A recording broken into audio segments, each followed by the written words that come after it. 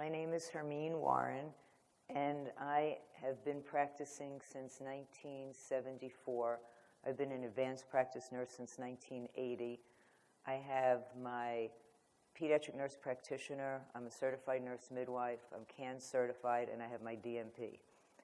And all of that will get me nowhere if I'm not really doing what my patients really want me to do. But the path that I took, and it's not everybody's path, is just one that there's always so much talk about how change of practice scopes in different cities.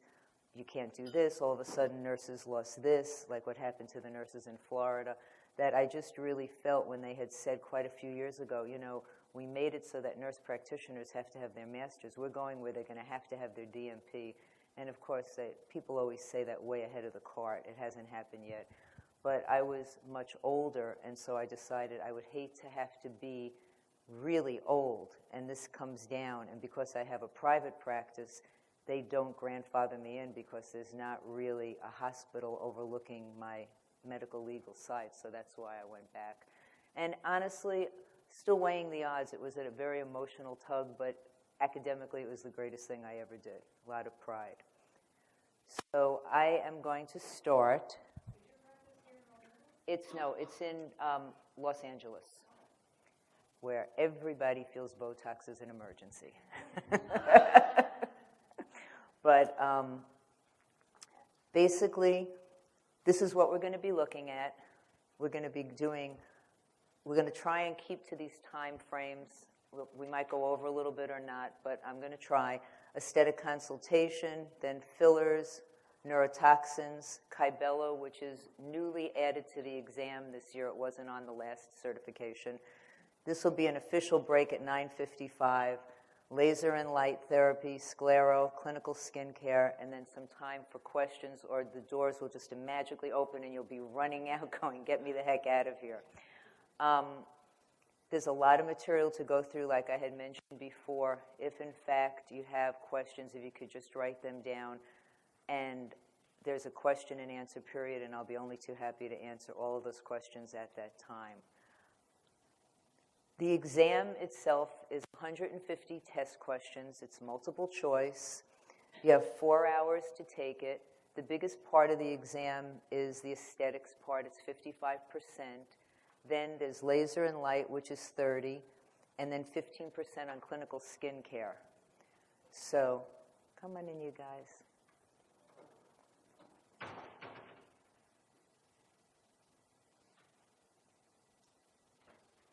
Hi, Natalia. Why don't you just quickly tell everybody just your name, how long you've been practicing, and what you've been doing, and then you as well.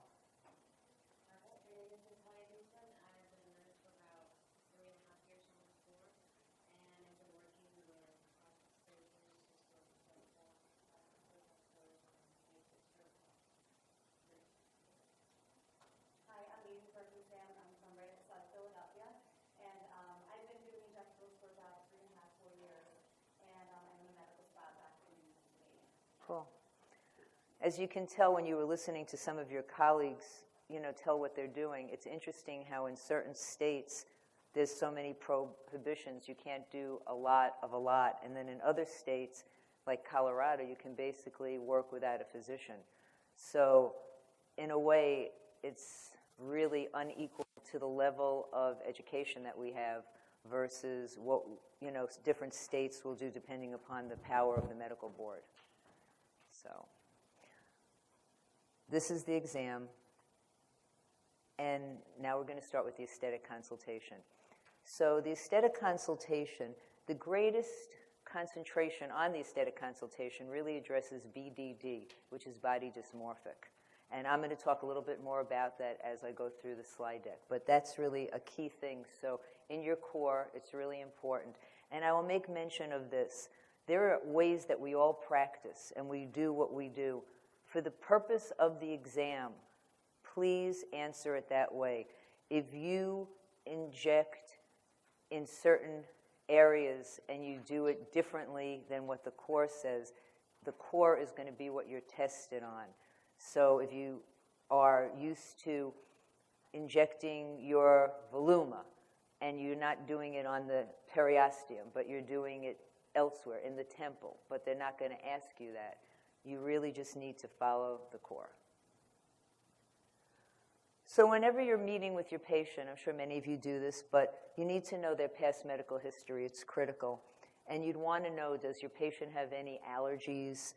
Does your patient have any potential of getting cold sores? If they do, if you were going to be doing laser, and this could be like a typical question, like if someone was going to get laser, what would you want to know before you did laser that could possibly provoke it? Or if they were going to get lip injections, that you'd want them on a cyclovir or Valtrex, an antiviral, so that they wouldn't get an outbreak. If they had any metal implants, because you certainly wouldn't want to do any radio frequency. You wouldn't want to use Ulthera and kill them, You'd want to know if they are prone to keloid scarring. A lot of people who come into the practice can be somebody that you might not think, could be Caucasian. It's always been associated that people, women or men that come in who are of color, are more prone to keloid, but a lot of people misrepresent what a keloid is, so you'd really want to ask. I didn't know this myself. How many of you use Belafil if you're injectors? Okay. And Belafil, for the purpose of the exam this year, will be Belafil. It was Artafil, and they were saying it's Artafil, not Belafil. So there have been some updates to the exam to make it a little more current with what is, you know, out there in the marketplace and what is FDA approved. But in the package insert, it says that it's contraindicated if you have keloid scarring potential, that you would not give them Belafil. Also, you'd want to know if they have any permanent makeup, if they're pregnant, if they're lactating, if they're a smoker. Medications, really important. And what I did most recently is, I was happy to say I had published an article on herbs and how to get a better dermal filler outcome. Know your herbs and spices. A lot of us, when we're doing our intakes, ask about what medications people are on. But what's really important is to also make sure you know what herbs they're on. I was once doing a permanent makeup procedure, and I had thought I was very, very in-depth, and I was doing her lips, and she started gushing, and I mean gushing with blood, and it was like, are you sure you're not taking aspirin or something? And then I came to find out, because she was a bodybuilder, that she was taking 6 fish oils a day. And I couldn't even see her lips, so I had to stop the thing. But it was a real heads up for me that it's really important to know not only your prescribed medications, your herbs and your vitamins, to know that any kind of aminoglycoside antibiotics are contraindicated with neurotoxins because they can interfere with the transmissions, and that would be like tobramycin, kanamycin, or streptomycin, and to know if they're on any immunosuppressants, because that's really important, because if they are, then it's very possible it's going to affect their healing. And so when you're doing certain procedures, you really want to make sure that your patient can have the best outcome, or at least sign off to the fact that they know that they might not heal as well. It's cautionary. It doesn't mean don't do it, but cautionary. You want to know about their skincare routines. You want to know, are they using any lightening agents like hydroquinone, any retinoids before a peel, because that's going to increase the depth of your peel. If someone was coming in and just wants a light exfoliation, but they're using Retin-A or Renova or Tazarac, and they're also using glycolics, then they're not going to get a light peel. And so you'd want to know that. You want to know if they've had any recent skin procedures, any microneedling, any microdermabrasion, and always to be careful, and I know you guys would think about this, but this is common sense in a way, that if someone came in and they had a peel with you, that you want to really let them know that they cannot have any of these procedures till they start reepithelializing. I once had a patient that I did a peel on, and then the next day, even though we went over it, she went and waxed her eyebrows, and the person literally took, and then she goes, "You're going to be so upset with me." It's like, so you want to be aware of that. And most importantly, one of the critical things is tanning history, because lasers don't know if you're a person of color or if you're tan, and you certainly don't want to have a procedure done that the person ends up with hypo or hyperpigmentation. any active skin diseases, and are they taking any medications? Are they being treated for any condition? Many conditions are not contraindicated for a treatment, but many conditions will make you think, well, maybe we should wait. Or I often, when someone comes in and they have medications for MS as a hypothetical, I make them get a letter from their neurologist because certain medications, like neurotoxins, can potentiate their medications that they're taking for neuromuscular diseases. So you just want to be sure. You want to know about allergies, a really critical thing.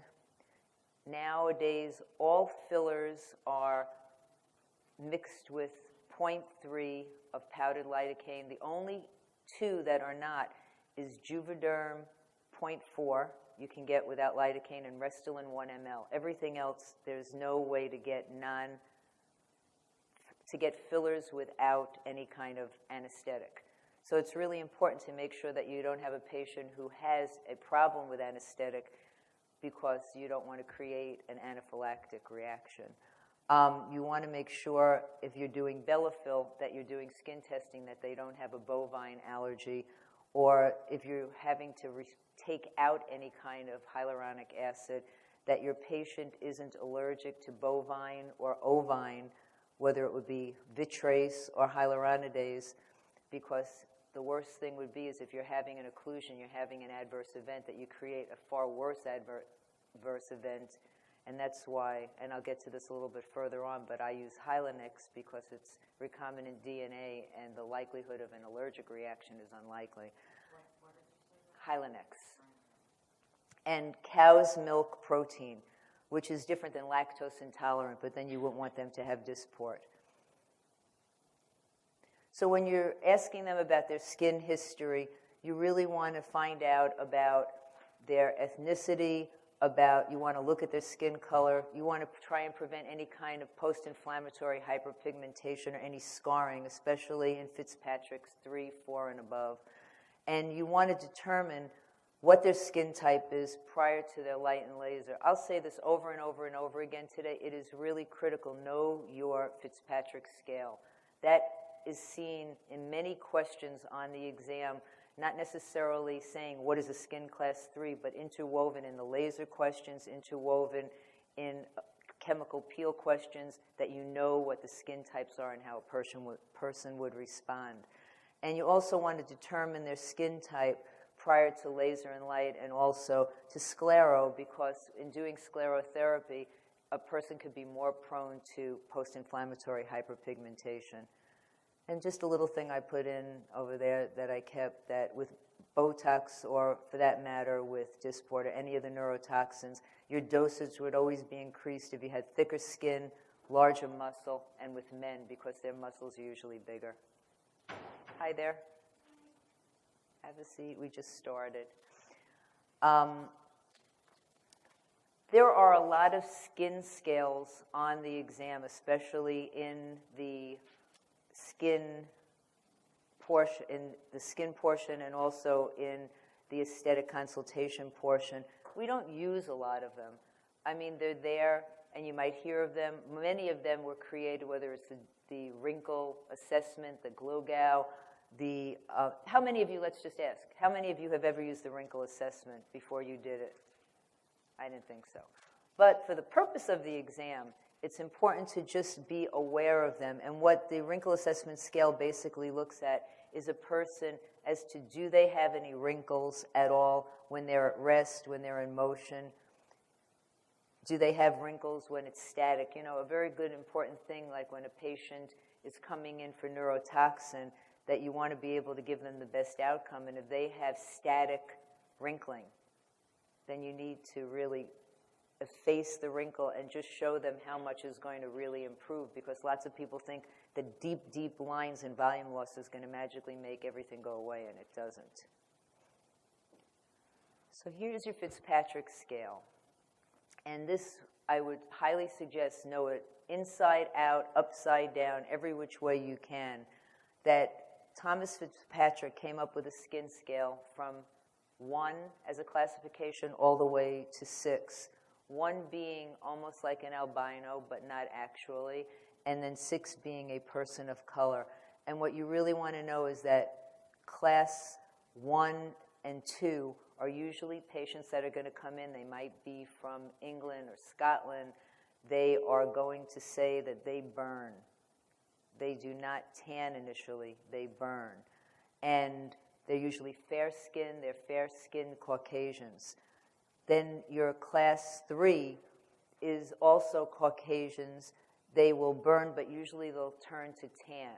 And you can have lots of times, and this is like where you go by the core. Like if you look in skin class 4, you'll see that these people usually with their background always tan to moderate brown, and they are people who are Mediterranean, like Greek, Italian, Asian patients. Know it from the core. Don't know it how you might ordinarily interpret the skin classes to yourself. Skin class 5 is usually your Hispanic patient and some lighter African American patients.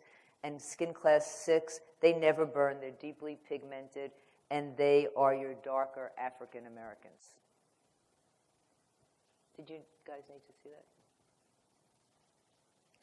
So here we have body dysmorphic disorder. How many of you have ever had somebody come in and they're really obsessed with one particular thing to the point where it's distracting? They're looking, they're pointing, and I'm thinking of someone right now where they come in, they can't stop thinking about a flaw.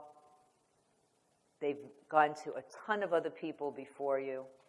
Each time it never worked out, which should be a red flag right away. But you're going to make it better, and it never is. They're never happy. They are at risk for being majorly depressed, and they basically really show themselves to be that person that should give you that little feeling of something's not right here, because it's really obsessed with the minorest little thing. Or your patient that comes in and you no sooner correct one area that they didn't like, and then they're on to this next area. They're not even happy you corrected that area. They're going, oh, but look at my eye. Look at my this. Look at my that. Just to be aware of it. If you think someone has BDD, these are the questions that you would say to them. How many hours a day do you spend in average thinking about this particular area that bugs you? How often are you looking at your face?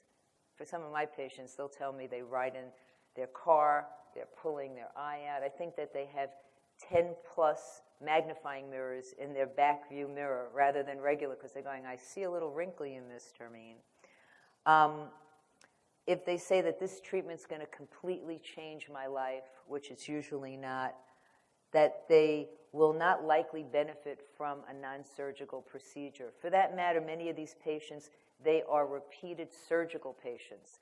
They have many, many plastic surgeries, and they're way beyond the years that they need them. I mean, have any of you had patients who have come in where they've had their first facelift at 40? You know, which is usually rather young for people. And they've had, I had one little girl, she came into me, she had her lips done, a chin implant, her breasts done, and some other stuff, and she was like 26. And, shame on anybody who does that, but, when you think about the deeper cause, that's somebody who's really obsessed with their body and who's having very poor esteem issues in really liking who they are. And when you have a patient like this, depending if you have your own practice, you might want to talk to your consulting doctor or to your plastic, if you're working in a plastic surgical practice, that this is somebody that you really think would be better served if they saw the doctor. Like I said before, the red flags, they're never satisfied with their previous providers. They expect perfection, and that's the key instead of improvement. I usually say to patients when they come in, what are you expecting? And then I'll say to them, I can promise you that maybe it's going to be a base hit or a double header, but it is by no means going to be a home run. Do you understand that? And I go over it and over it and over it. It's what I did my doctorate in, but I think it's really critical. The key why people get litigations and why they have to return money is because patients complain that they never really understood what they were doing and that they had things done where they felt that if they had been informed differently, they wouldn't have done it, which isn't necessarily true, but that's why it's critical for us to make sure that we really express that to patients. They don't smile, they're adverse to eye contact, and most importantly, they don't have realistic expectations. So this could be a typical test question. If you had a person who you felt had BDD, what do you think, what are some of the things that they might present with? And it would be not satisfied with previous providers, that they are looking for perfection. It kind of seems logical. I mean, I think that it's this type of question, you can kind of work it out. Just us being nurses, we're pretty prone to understanding when patients come in how to assess them. And then with aesthetic consultations, I think this is really important. I do this all the time. How many of you take pre and post pictures? It's critical. It's critical because patients have really incredible forgetfulness in their memories after you've injected them, and they'll call you and say, I had this filler and now I have this other line and I can't believe how bad it is and I got it from the injection. And if you can really comfortingly show them their pictures and say, actually not, you had that, and they go, oh, I forgot about that line. But it can be a whole different outcome if you don't, and I think it's very helpful to have that. Also to help you treat them better. If you get a great outcome, you know what you did, and if you get an outcome that you didn't particularly like, because lots of times you'll have the reverse. You'll have a patient who really loves what you did, but in the back of your mind you're thinking, I don't love this. It wasn't my best work, but you know what you did, and so it's a great way to look back and help them in the future. You always want to obtain consents. How many of you have a patient sign a consent every time they come in for a procedure? How many of you don't? Okay. I do. I would say that it's really good for you to do that. I mean, this is kind of far-fetched, but when you're having a patient sign their consent, they're giving you permission to do the procedure. If something went wrong, patients are funny. They're your friends till they're not. They love you till they don't. And they could easily say, I never even signed a consent for it. I came in, I just didn't sign a consent. I don't know. It never was explained to me. So I think it's a good practice to have them sign it. I've killed 1 million trees in the 14 years I've been practicing, but I think that it's important to have them sign a consent. And I just put this on my consents. I had never had this before. I verbally said it, but now I have it, and I have them sign off that there are many treatments that they might be getting that are off-label, and although they are injected frequently in these areas, they are not FDA approved, and I have them sign off on that, and I explain what that means. I think it's good for them to know, because many things we do, the majority of things we do, are not FDA approved. And by the way, in case you guys don't know, Allergan just approved neurotoxin in the forehead, so it's FDA approved now in the forehead. So now we're going to go on to dermal fillers and volume enhancers. Important, skin anatomy. We have 3 layers. We have the epidermis, the dermis, and the subcutaneous layer. This is important to know. Epidermis, your outer layer or your barrier layer, is the stratum corneum. And this most outer layer is dead skin cells. It protects your barrier. That's why all of the expensive cosmeceuticals a lot of our patients buy never get beyond their stratum corneum, and they spend hundreds of dollars because it doesn't get through it. So it's interesting to know the products that can get through that barrier, because they're the only ones that can affect change. And it goes all the way down to your stratum basal, which is the area where the epidermis is constantly renewing your cell population. But this is important to be aware of.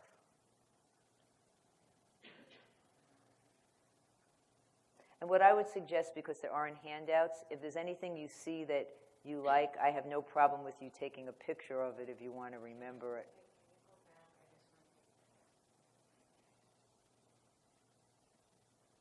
Is your photo up?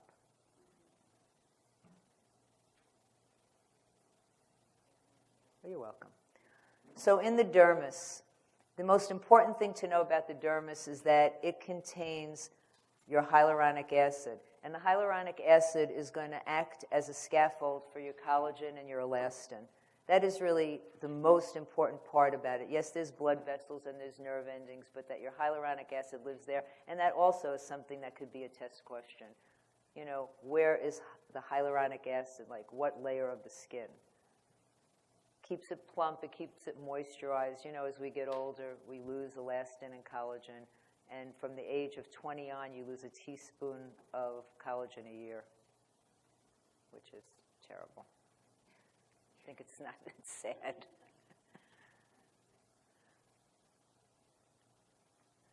Then you have the subcutaneous layer, and this is basically your cushioning layer. And there's a lot of adipose tissue there, but it's going to just really give you a cushion prior to being on bone. So you have four things. You have the skin, you have the fat, you have the muscle, and you have your bony skeleton. When you look at the skin, as we get older, skin cells, the production changes. A very young person can exfoliate and have new, fresh skin in literally 2 weeks, whereas the older you get, it gets longer and longer to help really exfoliate and get bright-looking skin. And if you've ever looked at a person in their 6th decade and beyond, and my practice has a lot of people, I guess I attract them, but 6th decade, 7th decade, that they'll come in and they have orange patches. They have areas where they're not, come on in. They have areas where they're not really looking smooth, where the texture is different. It's because they're not exfoliating well. They have a lot of dead cornified skin cells. You lose your ability to retain moisture because the hyaluronic acid is slowing down. It's not being produced as well. You can end up, because you're losing your sweat glands and the oil glands, that your skin can become more dry and more itchy. Basically, getting old is not easy. And you can lose your collagen and elastin fibers, and you'll start seeing people have a lot of radial cheek lines and pre-jowl sulcus, just because a lot of changes are going on in the face. In the fat changes, you have deep and superficial fat pads. The superficial are usually the larger in volume. When we're younger, you have fat that's contiguous. It's touching, and then as we get older, it's shrinking, and you'll see people come in, especially by their nasal jugal groove, as they get older. It's a concavity, a concavity where it looks like this, and that's because their fat pads are starting to get small and they're starting to pull away from each other. And so that's the whole reason why we started doing mid-facial injections, to try and really replenish the anterior medial cheek.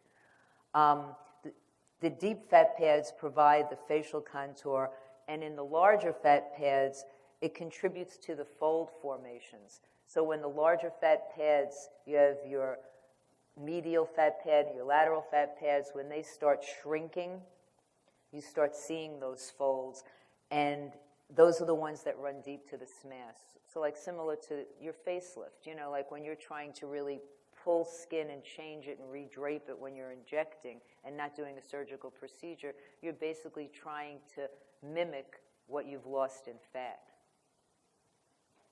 And then muscle changes. Muscles also start atrophying. The face is almost like somebody who's working out. If you work out and you build biceps, if you stop working out, your biceps go away. As we get older, the muscles start changing, and you can see that they can become a lot more hyperkinetic and create those rhytids upon movement because the muscles are shrinking. Do you ever see, any of you have patients who come in and you look at their frontalis, and it's kind of like, it looks like they need total filler here because there's just a little bulge by their eyebrows, but they've lost a lot of volume. A lot of that is just muscle changing on top of the periosteum. And this is a famous slide that everybody seems to have seen at one time or another, but it is not the same person. The person to the right is in her 20s. The person to the left is in their 70s. And you can see that the eyes change, among many other things. The eyes change, and instead of being round and tight, they look more lemon drop. And the nose gets longer. I mean, some people off-label will inject the depressive septi to lift the tip of the nose, but things start changing, and when the bone, the skeletal platform changes and it starts reabsorpting, then you will start having patients come into you and say, I used to have such beautiful lips, and now where are my lips? And their lips are actually still there, but what happens is that the bone underneath the lip has shrunk. That's why a lot of dentists will say your gums are receding. So if you don't have the platform to project that lip starts going under, and henceforth injecting the lips can reavert the lip of the person that had the lip. Like an Angelina Jolie, she does get injected, I am sure, but she didn't create those big lips. Those lips were always there, but you do lose volume. So in hyaluronic acids, these are some important terms to just know about. You need to know the fact that all hyaluronic acids are gels, and a gel is somewhere between a solid and a liquid. You can see it when you push on your syringe and it comes out. It has some consistency to it. And that consistency of that gel, or the hardness, is called the G prime. How many of you have heard of G prime? Okay.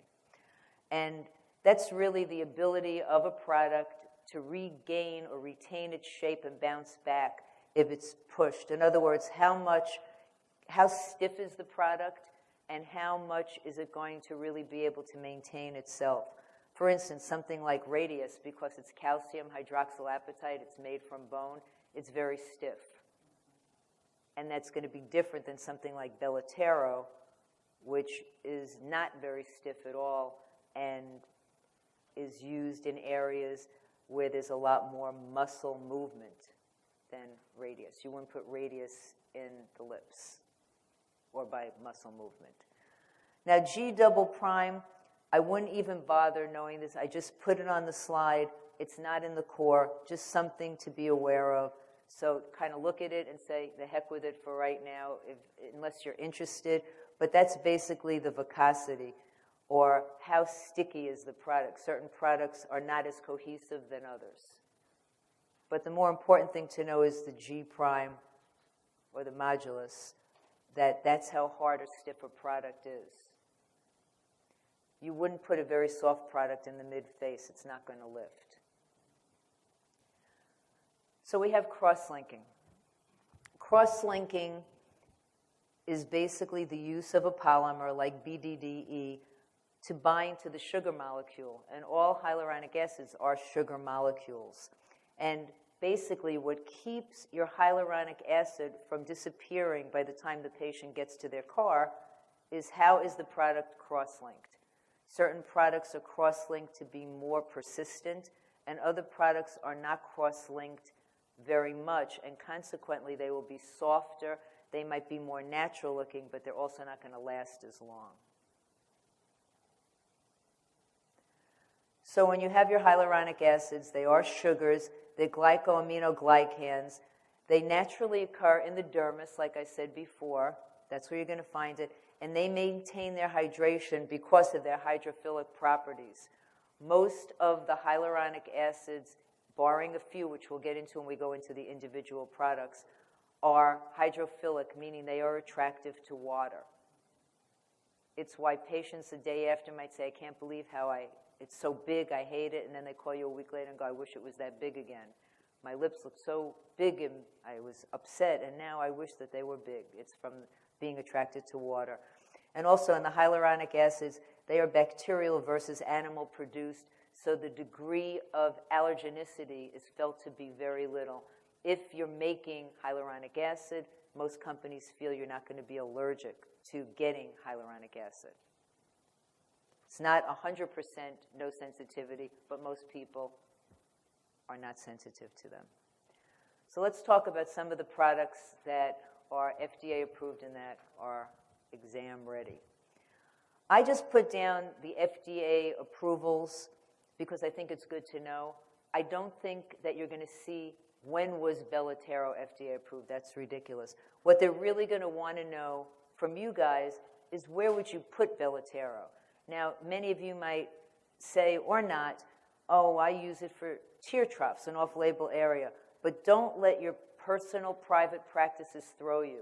You need to answer the questions according to the core.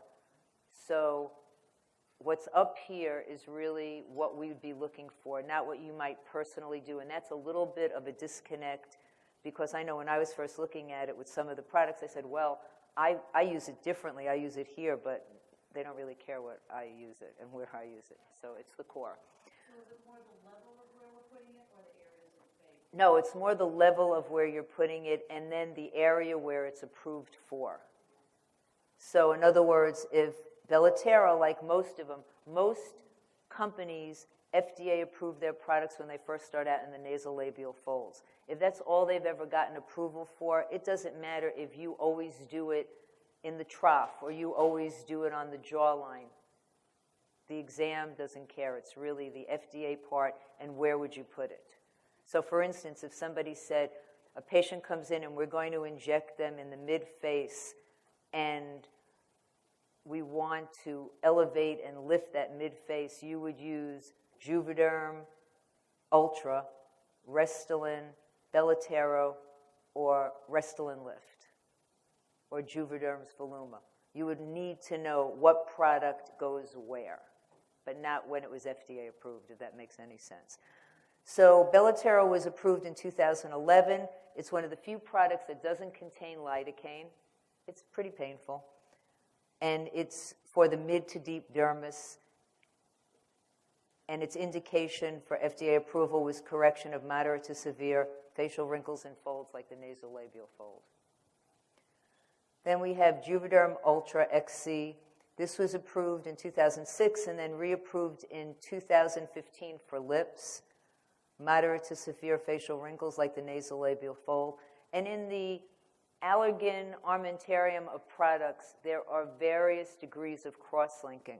Juvederm Ultra and Ultra XC, Ultra and Ultra Plus are 24 milligrams per milliliter.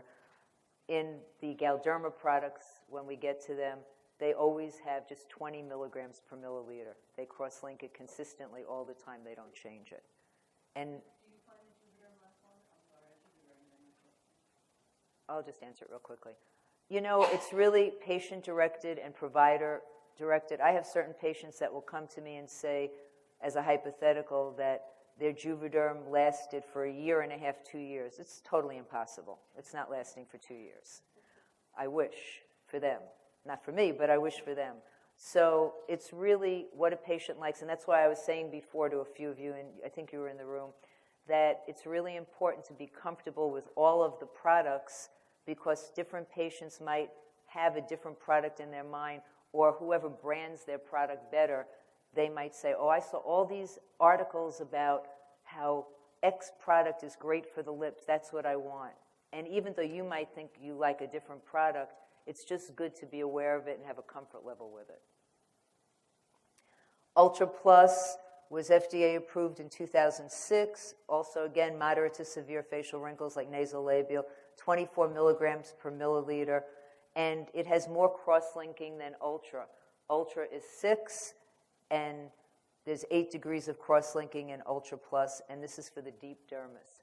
So you'd want to know Ultra Plus, deep dermis is where you'd be putting it. And I think the cross-linking is good to know that it is more cross-linking. And like I had mentioned before, the more something is cross-linked, the firmer the product or the G prime, and so the persistence is going to be longer.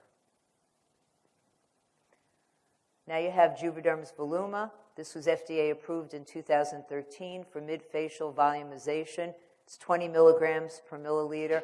But this is with a different technology. It's not Hyalocross anymore, it's Vicross. And Vicross technology is with short and long chains.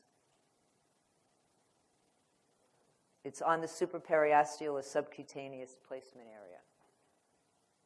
How many of you like Voluma? Allergan thanks you. I love Voluma. But I love Restylane Lift too. Different products for different types of patients' skin. I like them both a lot. So now we have the Galderma products, starting off with Restylane. And Resty's been around for a while. 2003 without lidocaine, 2011 for lip without lidocaine, and then 2012 with Restylane L when they first started making it a kinder, gentler product that we didn't have to sort of mix on our own in the office.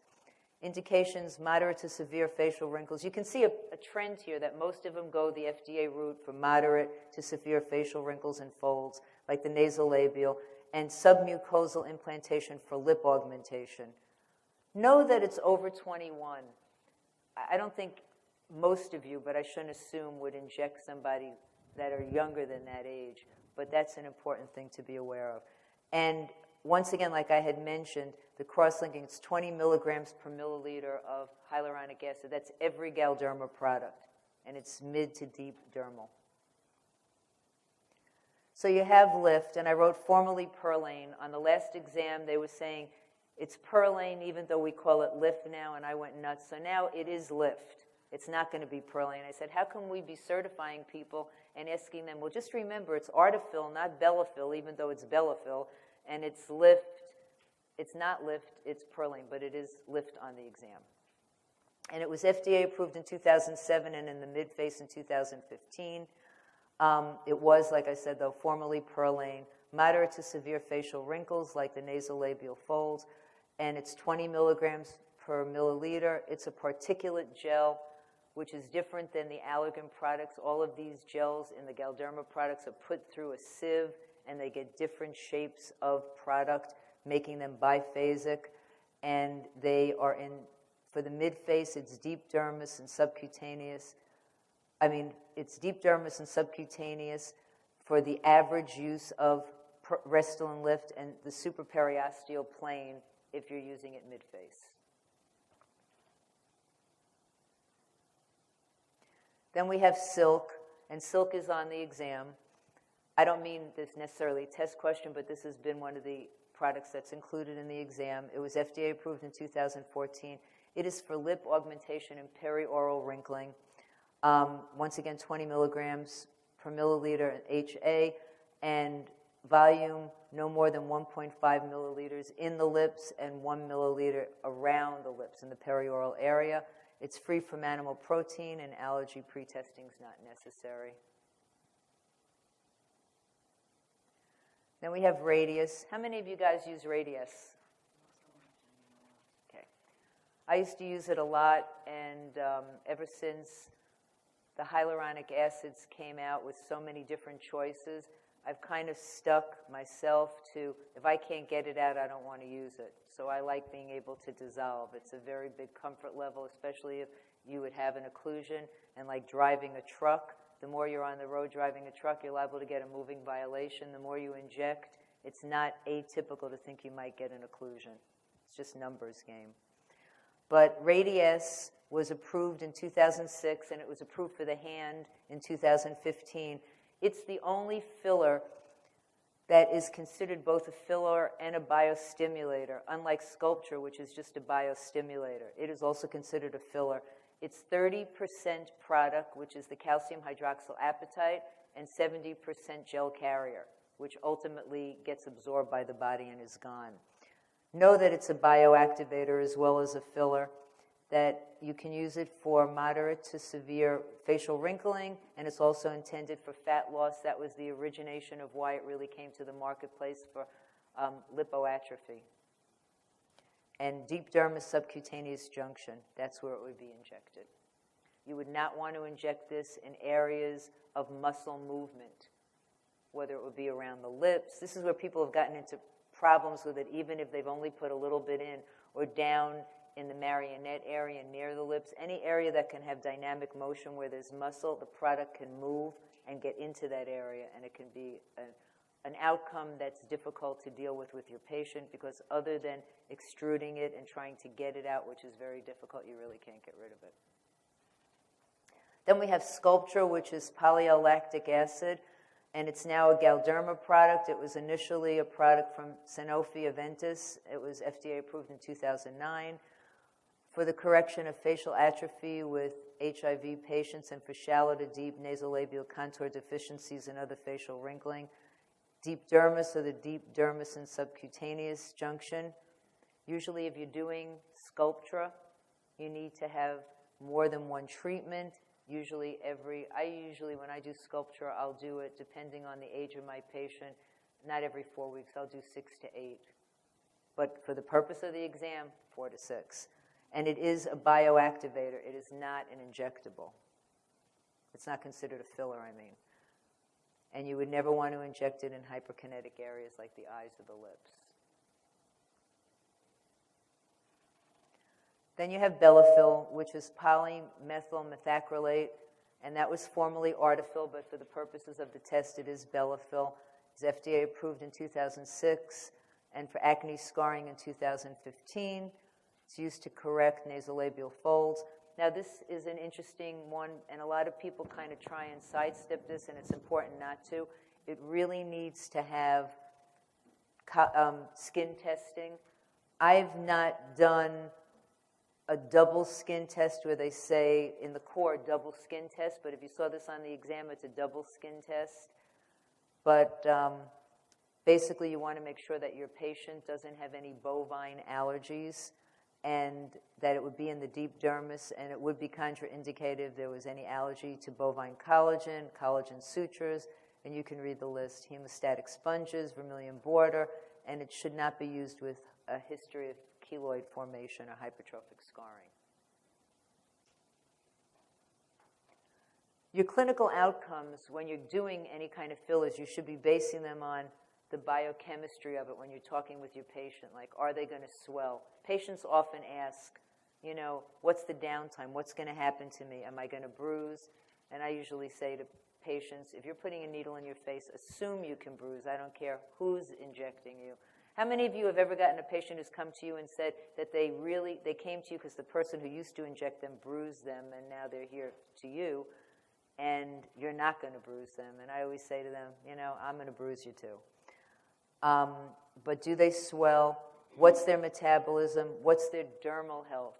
If, say, for instance, someone comes in and they're a diabetic and they're a poor healer, then if you're injecting them, you have to be aware of that, and you have to make sure that they really get a very different set of post-instructions than the person who has good dermal health, because they might not heal as well. Where's the product injected?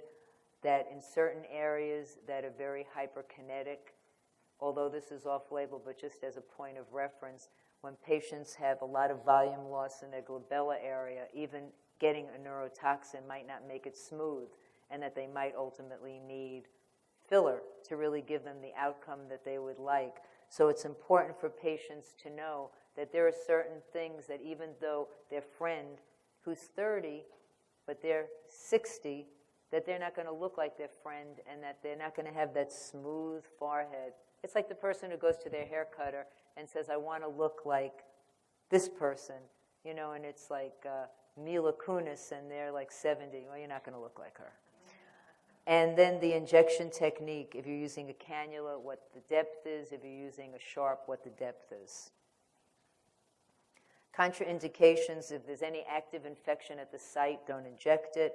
If they have any cold sores, don't inject it. Pregnancy, lactating, laser therapy or peels. You wouldn't want to inject somebody directly after a laser peel until they're totally, really reepithelialized. For the same token, there are a number of lasers that denature product. You won't want to inject somebody, and then a week later they tell you they're going to have old therapy, because it's definitely going to affect, even though there's not a lot of evidence-based literature, it does affect their product.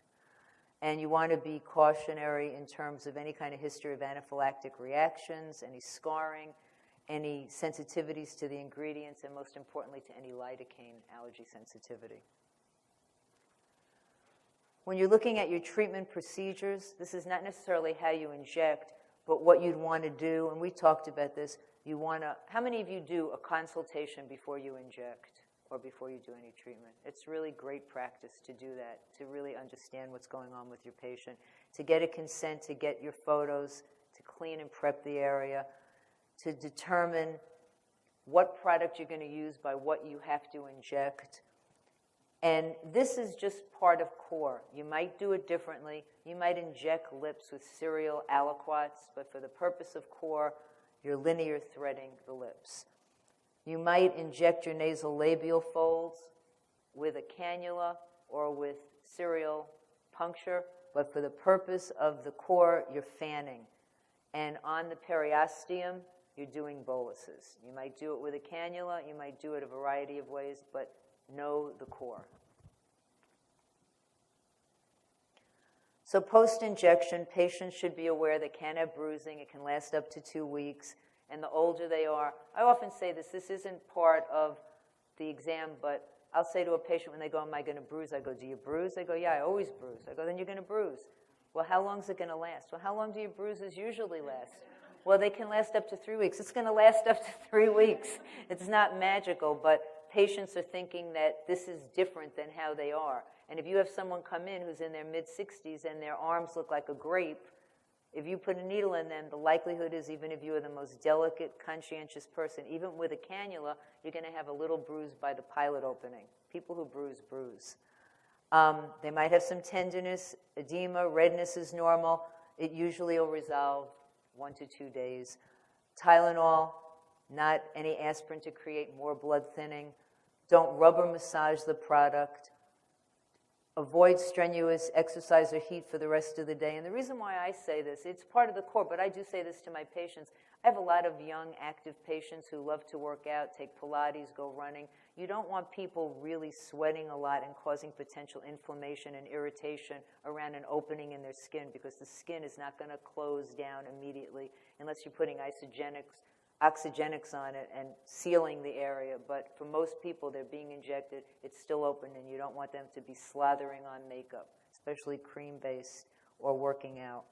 And you want to wait 1 week for any kind of skincare procedure, and 2 to 4 weeks, and I usually say 4 weeks, but for the purpose of the core, 2 to 4 weeks for lasers. So here we're going to talk about some adverse events. Any of you ever have Tyndall?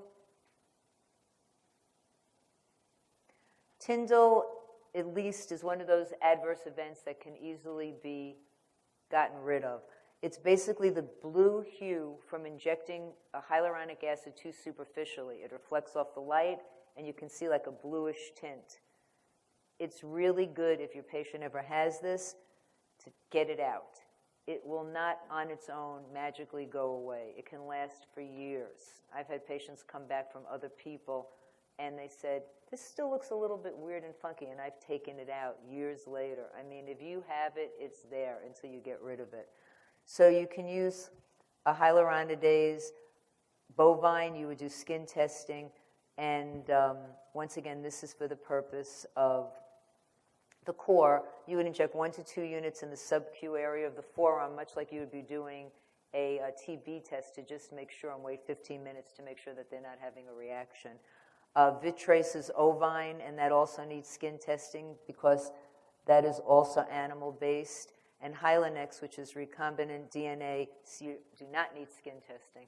And that's why that's what I use solely in my practice. It just makes it easier if you did have an adverse event. This is one that's not an immediate adverse event, but if you had an adverse event, you don't have to be waiting 15 minutes to see what's happening with your patient's response. Then there's lumps. This can happen from superficial placement, or if the skin is too thin. Massage it. You can add more product around it. You can extrude it. You can use hyaluronidase to get rid of it. This is a core thing. If you have a lip lump, you would massage first to see if you could just put it into place rather than doing anything else. So then you have allergic hypersensitivity. There are some people who will be allergic to certain of the products in the fillers. I know I have one person who always comes to me and will take an antihistamine before she's going to get Juvederm. But the cross-linking of that sugar, the BDDE, the contamination, any kind of history of multiple allergies or gram plus bacterial allergies you'd want to know about before injecting somebody.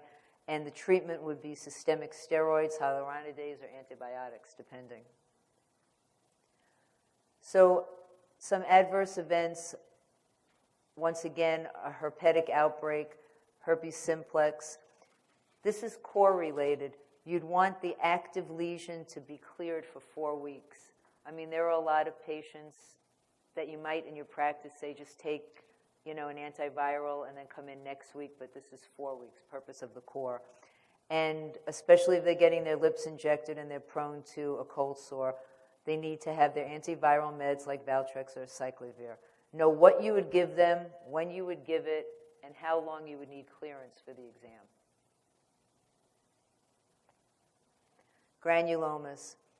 This is an inflammatory growth made of granulation tissue. It's not usually seen with hyaluronic acids. You'd see it more in like a sculpture or Bellafill, and it can take months or years to materialize, which is always a heartbreaking telephone call for a healthcare provider. Hi, remember when you injected me a number of years ago? Well, something doesn't feel right. Usually the treatment is intralesional or oral steroids, hyaluronidase, subcision, which is incisionless, just to sort of go underneath it and try and express it out, 5-FU, saline injection, or excision itself, which would actually be going into skin, and it would be an incision. And then here is the worst one, the vascular occlusion. How many of you in your practices have a kit in case you would notice a vascular occlusion?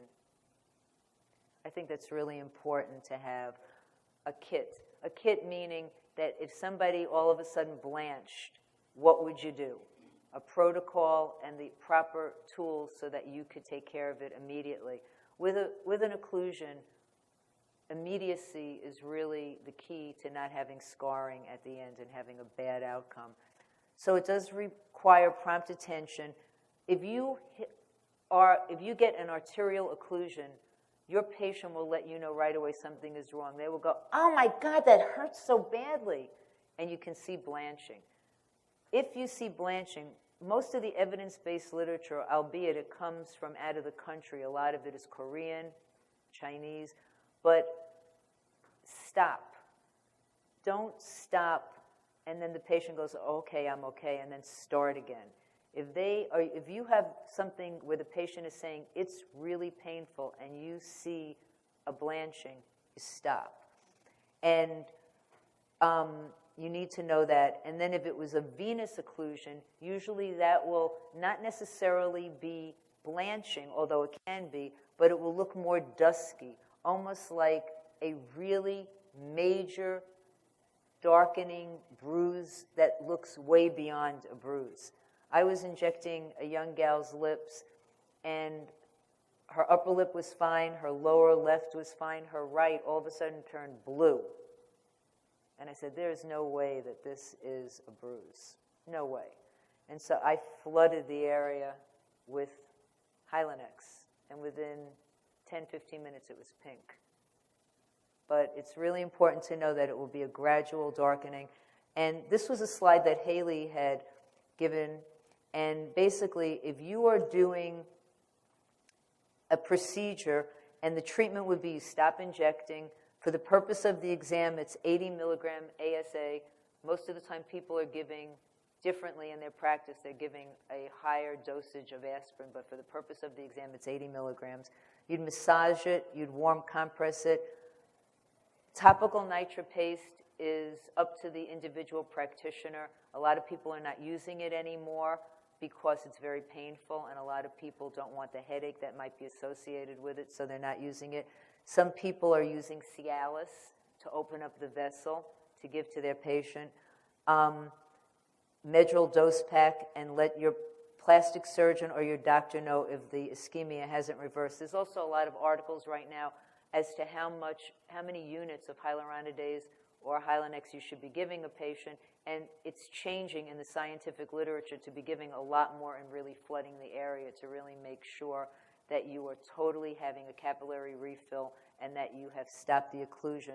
Because you can end up getting parts of the occlusion that break off, and you think that you've solved the issue because the major part looks like it has capillary refill, and then you see little branches going up like the side of the angular artery if it's down here. So you have to really just make sure that you've really stopped the entire insult, and the way you do that is to really every area and know your anatomy and physiology. But way to prevent it is aspirating, retrograding, small aliquots, and certainly, I had said this before, a cannula is not 100% guarantee you don't have a problem, but it has been shown to decrease the effect of adverse events. Biofilm. This is the newest thing. Have any of you experienced a biofilm? I hope you never do. It's really tough. The biggest thing to know with it is that a lot of patients come in, and I don't know why they do this, but they seem to all do this. They come in from either work or they're shopping, and they have a ton of their makeup on, and you're going to inject them in their mid-face. You're going to inject them down on their bone, and they have tons of makeup. And you clean their face, but you have to make sure that you don't see any makeup on your 4x4 at all, and that in between you're using an antiseptic, that like a Hibiclens, in between each injection to make sure that you're really not pushing bacteria, which normally lives on the skin, down deep where it can create an avenue where the material becomes coated with bacteria, and then you get an outcome looking like that, where it just all of a sudden starts blowing up. You want to clean the area thoroughly during treatment and after treatment, and the resolve on it is to get rid of the product. If you notice it, removing the implant, removing the product will usually stop the biofilm, but usually most people do need oral antibiotics. In radius, although these are rare, you can get nodules. You wouldn't want to put it in any muscular area. There really is no product to dissolve radius. So if you have a nodule or granuloma, you really need to go into that area and do intralesional or oral steroids, 5-FU, or excise it. And in terms of an embolism, which is radius's terminology for an adverse event or an occlusion, stop injection. All of the basic stuff, including intralesional steroids and nitropase. However, it will be very difficult to remove the product once it's in, sort of like the ship has sailed. Sculptura, you can ultimately get nodules and granulomas, but they do not appear right away. So even if you're sending your patient out with the 5-5-5, 5 minutes of massage for 5 days, the bottom line is that if someone calls you up like a day later and says, I have a lump, unlikely. You'd want to see them, but unlikely. Usually lesions and nodules will occur quite a bit after you've injected them. And with the granulomas like I have over there, it can occur months to years post-injection. With Bellafill, rare adverse events, but you can get hypertrophic scarring, granulomas. You can get allergic reactions if somebody wasn't properly tested and they were allergic to bovine. And you can sometimes get telangiectasias, which are little spider vessels, depending upon the person's integrity of their skin. Everybody want to just stand up for a second? Just stand up. Give a little stretch, and then we'll keep going on. And if anybody has to go to the bathroom, even though it's not the official break, just go. I mean, we're going to keep going on, but please don't feel like you can't go to the bathroom. Okay, let's continue on. So this is the toxins. There are 7 known serotypes that we're aware of, and serotype A is the most potent and the first one that's been commercially available. And we have 3 FDA neurotoxins: onobotulinum toxin, which is Botox, abobotulinum toxin A, which is Dysport, and incobotulinum toxin A, which is Xeomin. Any of you use Xeomin? What do you think? I personally think it's softer, and it reacts the quickest out of all 3, but I think it's very soft and it doesn't seem to last that long. Okay. And I've done everything that they Said to do. said. But I have people that's what they want. And That's what they like. I do all 3. Got it.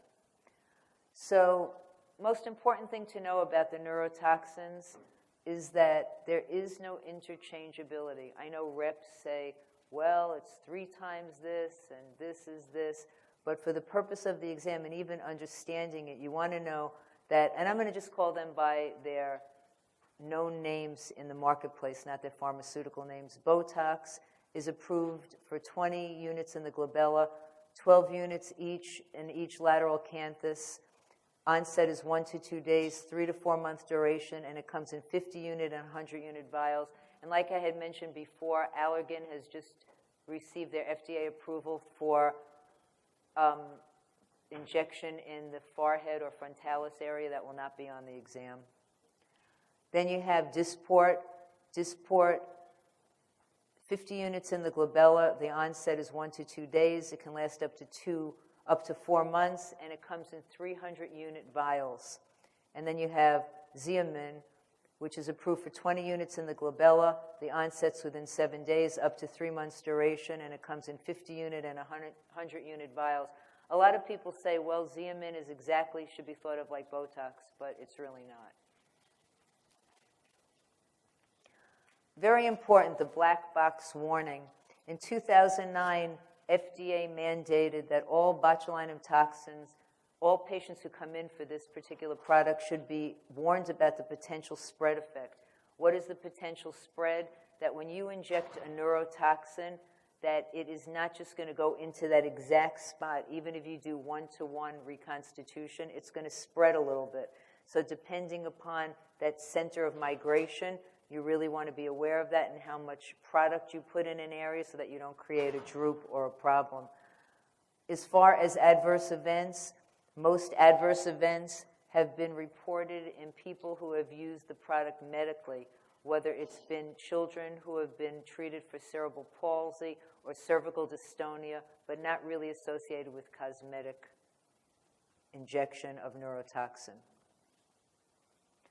So this is important, mechanism of action. What does it mean? Rather than looking at all of this and going, oh my God, there is a chemical, the chemical is acetylcholine, and acetylcholine is released, and usually it will bind to a receptor site. Neurotoxin stops it from binding to that receptor site. It is a misnomer when people say, yeah, the muscle's paralyzed. It's not paralyzed. If somebody went into a neurologist and had an EMG and had muscle testing, they'd have full muscle movement, but they can't move it themselves. But the muscle is not paralyzed.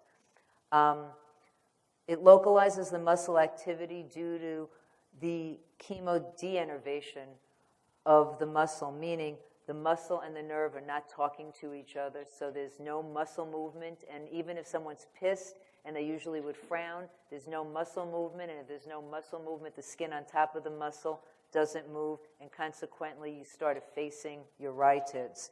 And the results of the product are patient and dose dependent. Also product, obviously. So you have Botox. Botox comes as a vacuum-dried powder with human albumin and sodium chloride. It also has accessory proteins, although they immediately go away the minute it's injected. Per the package insert, you're reconstituting it with preservative-free saline. So that could always be a test question, because people, how many of you use preservative with it? Preserve. I mean, most people do, and many people don't. Preservative-free is painful, and preserved is not. So you can avoid agitation, use within 24 hours, and store at 2 to 8 degrees before and after reconstitution. Dysport is freeze-dried with human albumin, lactose, and trace amounts of cow's milk protein. And that's an important thing just to know that combination. One is freeze-dried, one is vacuum-dried, and you're also using preservative-free. What is suggested from the FDA is you're adding 2.5 milliliters or 1.5 per every 300 units. And they're not going to ask you that specific, but what you would want to know is basically what differentiates Dysport from Botox. And basically it's how it's made. One is freeze-dried, one's vacuum, and what the components are. How that a patient who had cow's milk protein allergy, you wouldn't be giving them Dysport. And Xeomin is 50 to 100 unit vials, and Xeomin is lyophilized powder. It also has human albumin and sucrose, and it is considered the only naked toxin. So what that means is, say you had somebody who came in and they have not had any response, they don't respond anymore to Dysport, they don't respond anymore to Botox. Sometimes people will try Xeomin because there aren't any proteins it takes, any axillary proteins. They inject it, it usually reacts right away, and some people have had a really good response with it. You avoid agitation, however you can swirl it and invert it. It should be used within 24 hours. It's stored at room temperature prior to reconstitution, which makes it different from Dysport and Botox, because Botox and Dysport are refrigerated, and Xeomin can just be on your counter, but then once it's used, it would be refrigerated. And the solution should be clear, not cloudy. What do the consensus reports say? Which is usually very different than what the FDA says. But the consensus reports of all of the people who are out there and have gotten together to talk about the product, they basically say preserved saline gives you less pain. We don't care that the FDA says use non-preserved. It's less pain with preserved. That convenient reconstitutions results are dose-dependent. There will be practices that will reconstitute their neurotoxin with 2 cc's of saline, with 1 cc, with 1.5, with 4, with 7, with, Groupons with 10, I mean. But mild agitation is fine. And this is interesting. The consensus reports say that Botox can be stored up to 6 weeks without decreasing efficacy. So now let's talk about some of the muscles. I'll be saying this a few times, but I really think this is important. And anybody who's ever met me, I say this all the time. The most important thing to really know is what is under the skin. What are you injecting? It's not enough to just say, well, it's been approved for nasolabial folds, so I'm sticking it in. You need to know that there's an angular artery that goes into the, facial artery, and you need to know what's there so that you don't have an adverse event. So the frontalis muscle, this is what separates this differently than the glabella. There's only one muscle in the forehead that creates the ability to lift up. If you put a ton of units in the forehead, it's like taking a scissor across a piece of paper and it drops. That's why sometimes patients who come in and say, I only want to inject my forehead, you don't want to do that because there's no seesaw, there's no yin to the yang. You put too much in the forehead, even if you don't create a brow droop, you will create a depression that they look like they are angry, or it just doesn't look attractive. So it originates from the hairline to the procerus, the orbicularis oculi, the corrugator supercilii, the depressor supercilii, and the skin of the brow. It lifts the brow. And this is another important thing. All wrinkling is perpendicular to the muscle. So if the frontalis muscle is east and west, then the wrinkling is north and south and vice versa. When you see your wrinkles going across the frontalis, you know that the muscle is running vertically, which it shows you. And overdosing of this can cause brow ptosis, and that's important to know. The corrugator supercilii, this is a bilateral muscle. It lies beneath the forehead or the frontalis, and it's above the orbicularis oculi. What's important to know about this is a lot of beginning injectors and a lot of people who have not reached their comfort level, they might have their patient articulate. And I always have my patients frown, smile, raise up over and over and over again. So it's important to see where their muscles are moving. However, the fibers of the forehead interdigitate with the glabella or the corrugators. So if you inject too high up, you are injecting into the forehead. And that's why sometimes in the beginning, when I first injected, I used to have patients who would say, it came out good, or, I don't know, my brows looked like they were really down. And I was thinking, why?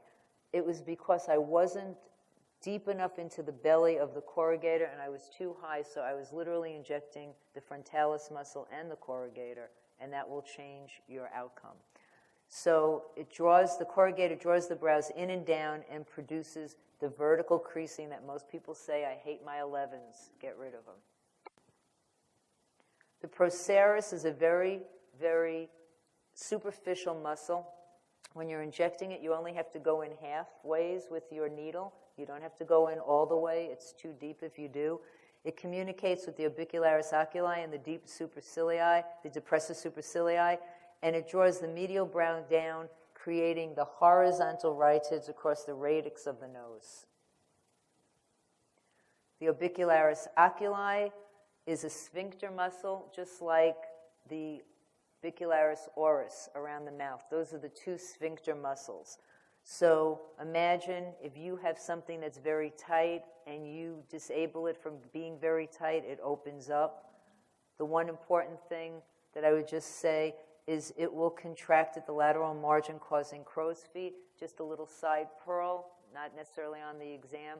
It's really important to educate your patients that when they smile, it's not necessarily going to totally be away, because there's your zygomatic muscle, and when you smile, they're not dead. The muscle is moving the skin up, and you're going to have some movement. It's more at rest. Then you have your levators. This is really important. The primary muscle of the eye is the levator, and below that is Mueller's muscle. And Mueller's muscle has very little response to toxin, but it does act as a secondary elevator. So if you got a lid ptosis, which is the worst ptosis to get, if you put in any of the alpha adrenergic drops, like Vasicon, Nafcon, you will find that what's responding is Mueller's muscle, and the eye will open up. But if you can stay away from that and avoid that, how you'd avoid that is you don't want to really inject midline too low down right by the brow, because the levator muscle is right underneath. The nasalis produces oblique creases, much AKA the bunny lines, and on men it's called the wolf lines, and I have never heard that in my life, but for the purposes of the core, men have wolf lines. Don't ask me. And then you have the LSAN, the levator labii superioris aliqui. That would be a muscle that can contribute to your bunny lines. It can also contribute to your gummy smile. It is usually found right by the nasal ala in that little triangle right here. You can feel that muscle. And that's usually, if that muscle is hypercontracted, if you put like 1 to 2 units in it, it usually will drop that, and you can sometimes have some beautiful results. The levator labii superioris, it contracts or elevates the upper lip, and you don't usually inject that. That's different than injecting the upper lip. You don't usually inject that with toxin. And I would say that from the mouth up, usually they're elevators, and from the lips below, they're depressors. So like the DAOs, the depressor anguli oris, a depressor. It's pulling down. Above is pulling up. You have the zygomaticus major and minor, and the major pulls the corners of the mouth up, and it's rarely ever injected, and the minor is just there, and it's not really of much importance in this particular area. Now you have the oris, and this is a sphincter muscle around the mouth. It allows you to purse. Sometimes patients get radiating lip lines. They're not smokers. It's a great habit to get into, to say, oh, you don't like your radiating lip lines, because people who don't smoke get really agitated when you go, oh, you have smoker's lines. I never smoked, So, but you can, off-label. Some people like neurotoxin in that area. Other people just want to be injected. But I usually will say to my patients that if they really have significant radiating lines, they really need to put in some neurotoxin to stop that hyperconnected movement of the area and then inject them, because if you inject somebody, they're going to still make those lines. It's just going to be bulkier looking lines because they still have the movement of their lip to be able to purse. Does that make sense? Then you have the DAOs, and this turns the corners of the mouth down.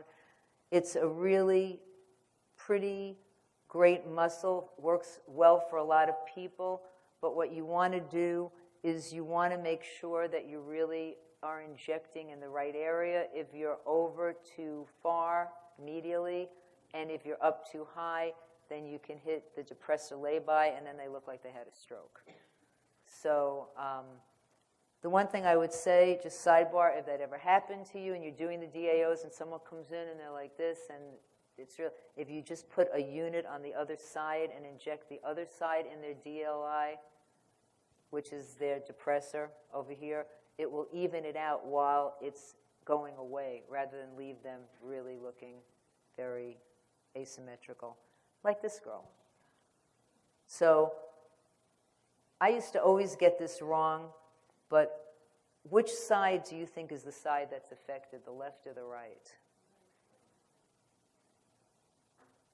The side that's on the right is the side that's affected. She has no movement there. The side on the left is what's moving. So if you were to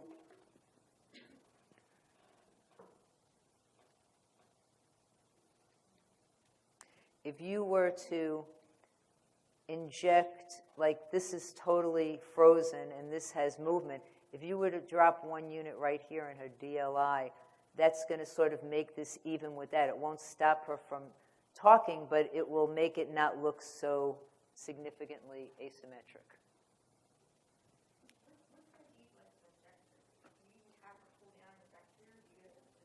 What I actually do when I inject is I follow the nasolabial fold and I go down, and I'm at least about a half a centimeter to a centimeter away from the oral combusture, so I'm like right here. I don't inject up here. You can have them pull down, but sometimes when you do that, it doesn't always show the muscle. The depressor septi pulls the nasal tip downward, and you can place a unit to 2 units of neurotoxin, and it will lift the nose. The platysma creates vertical bands. It creates horizontal or necklace lines. So it's a frequently off-label use of neurotoxin in the platysmal bands and in the necklace lines. The mentalis will create that orange peel kind of look in the chin, and you can inject your patient. It will stop the dimpling. The masseters. Any of you guys injecting a lot of masseters? It's been, I think we're a very stressed society, myself included, because I have more patients coming in who say, it's not even aesthetic. I'm clenching every night. I wake up in the morning and I'm like this. And they start developing a really significant masseter. So if if they're chewing, if they have a hypertrophied masseter muscle, if their zygoma is smaller than their bizygoma and they're coming out, and it's not how they looked since they were a kid, but they're really developing a very strong look. A lot of women who are Asian can sometimes have that strong jawline. But I have one patient in particular, she was in a lot of pain, she had TMJ, she also was starting to get very masculinized, and if you inject the masseter, it will make a radical difference. Do you find you lose a lot of the neurotoxin there? I find it takes a lot to soften it. You can, well, it's interesting, you can do from 15 to 50 per side, and I usually do like a dice injection, and I'll do 5. I'll do 25 on each side, and it seems to work. For glabella frown lines, all 3 toxins are approved. For lateral canthal lines, Botox is the only neurotoxin that's approved, and now, like I said, frontalis is Botox, but that will not be on the exam. And for therapeutic uses is for blepharospasms, and that's really how we found out that Botox got rid of wrinkling, because people were in tests, they were in study groups, and they were getting tics, they were getting ocular tics, and they started reporting back, I don't have this tic and my eyes don't have these wrinkles. This is great. And so, of course, we ran with it like crazy to make it FDA approved cosmetically. Off-label is everything else. In the United States, a licensed physician may legally prescribe and use a Botox-approved drug in any way to benefit the patient, as can a nurse practitioner. A lot of states have been getting a lot of flack. Please make sure, this isn't an exam question, but important to know, if you are an injector and your credential is solely as an RN and you're not in advanced practice, please make sure somebody of record, either an NP, a PA, or your doctor, does a appropriate exam, which it's called now, which is good faith exam, where you are making sure that your patient is a candidate. If you, as a nurse, do that, you can lose your license. So contraindications, hypersensitivity to any botulinum toxin preparation or to any of the components in the formulation, and of course infection at the site of injection. Warnings and precautions, you want to definitely be aware of any patients who had respiratory functions, pre-existing cardiovascular, any kind of neuromuscular. If you had a patient who came into you and said, I tend to have swallowing problems, they wouldn't be the ideal candidate for Botox or Dysport or Xeomin in the platysmal bands. So you'd want to just be careful about that. You want to make sure that they're not on any channel blockers, any aminoglycides, any muscle relaxants, just to make sure that you know your medications that they're on and that none of your neurotoxins could potentiate their medications.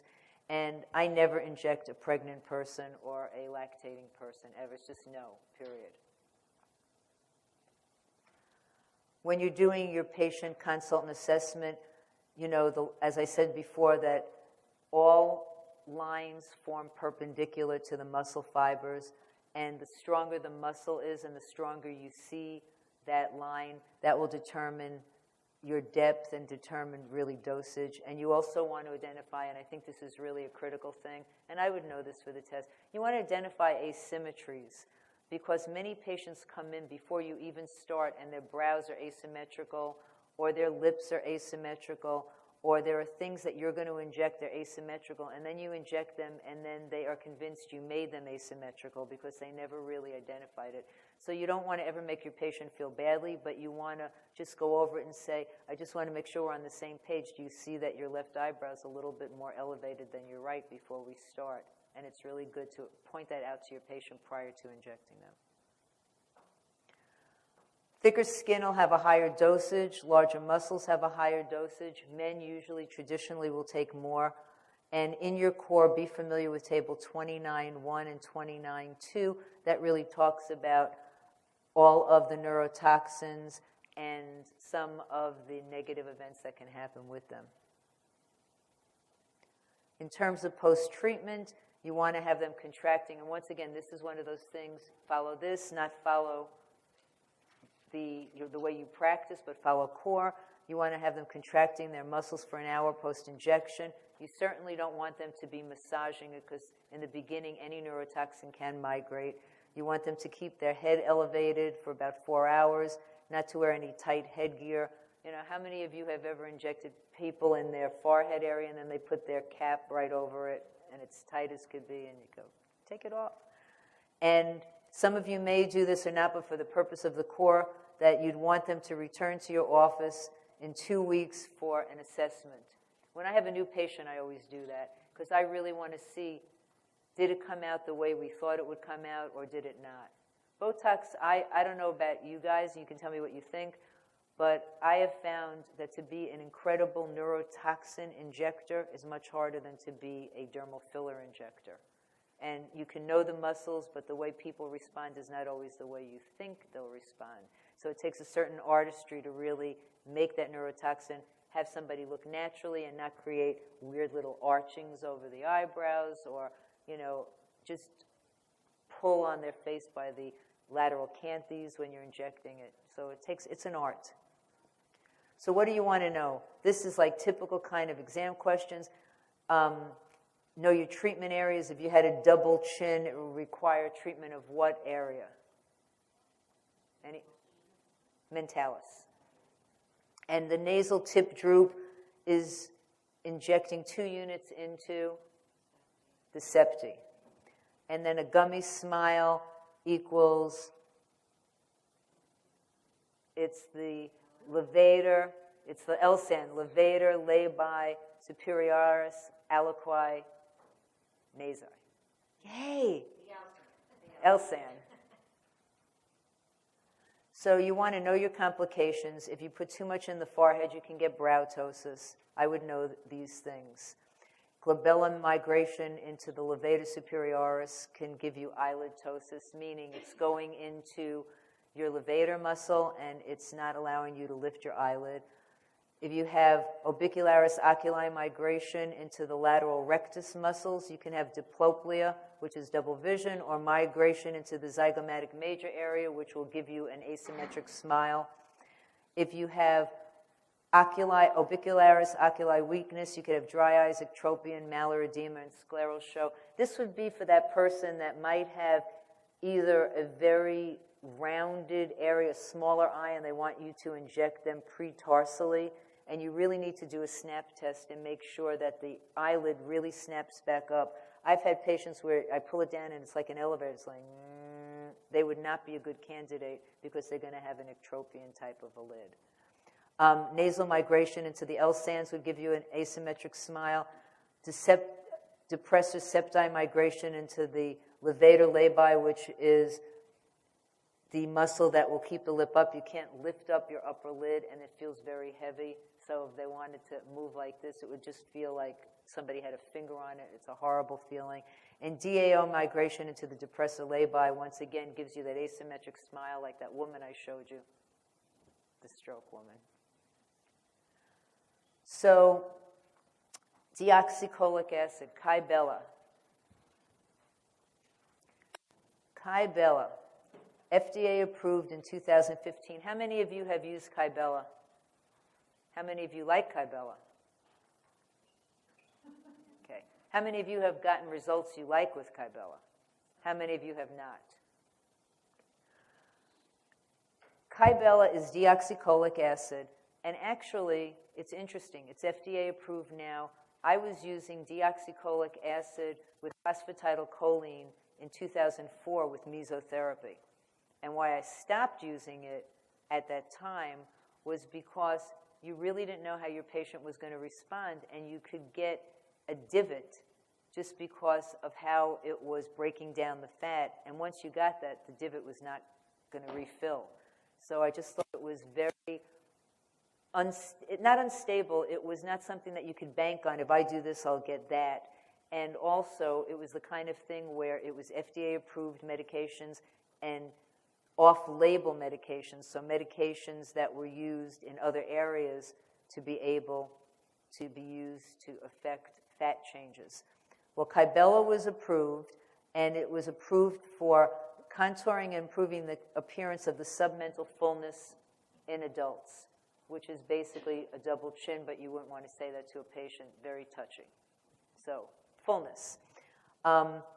You'd want to try and do it into someone who had moderate to severe convexity, and this could be like a test question.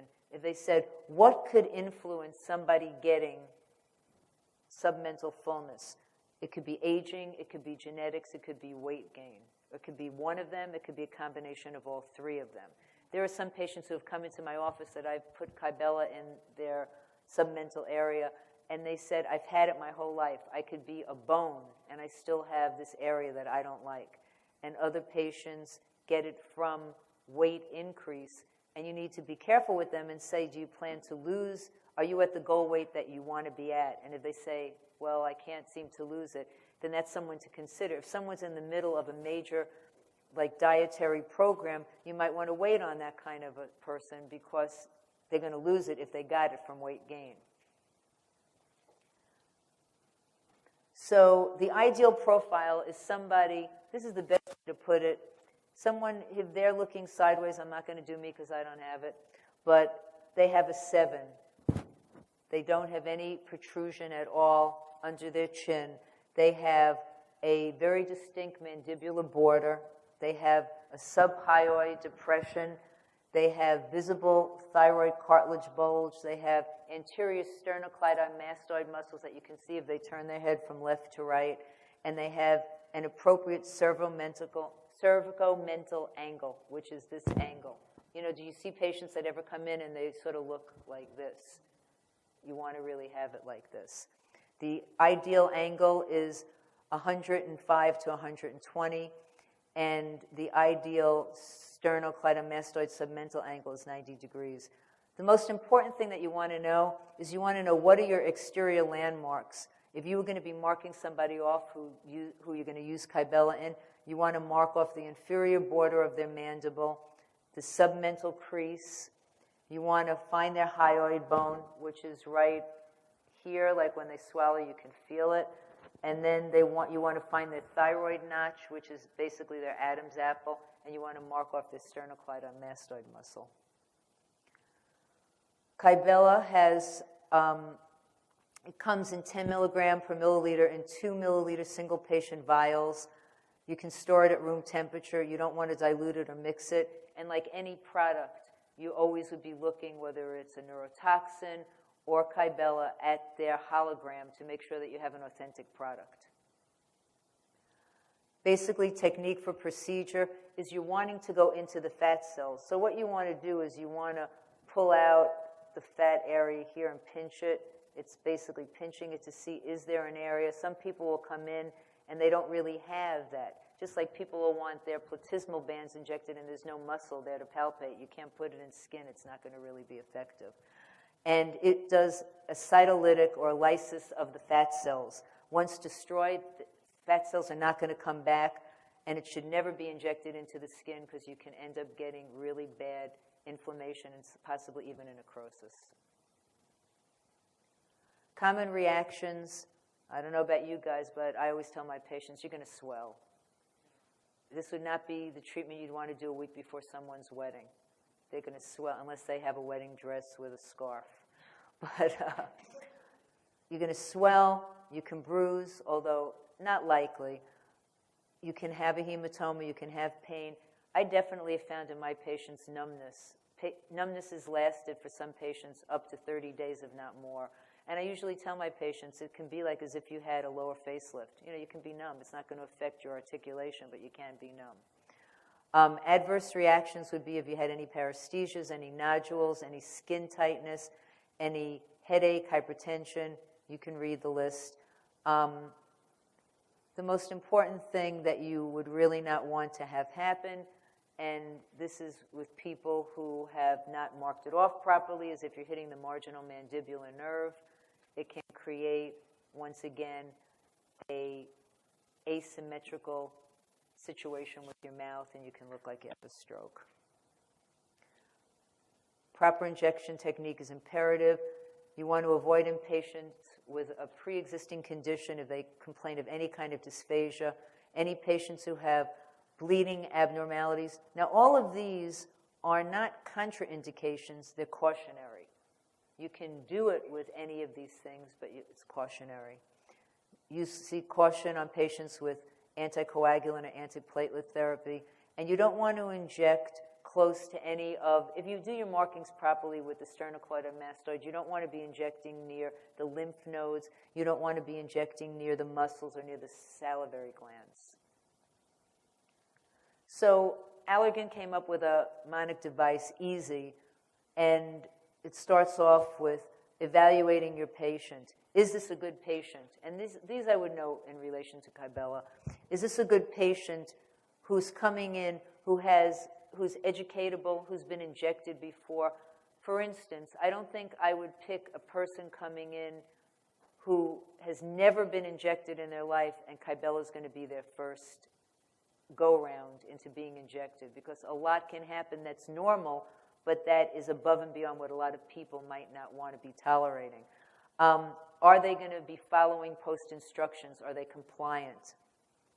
You want to be cautioned in any patient who has dysphagia, any kind of neuropraxia, any inflammation or induration. I mean, but I think, once again, this is common sense. You don't want to be injecting something that can create an adverse event in a person who's prone to that adverse event.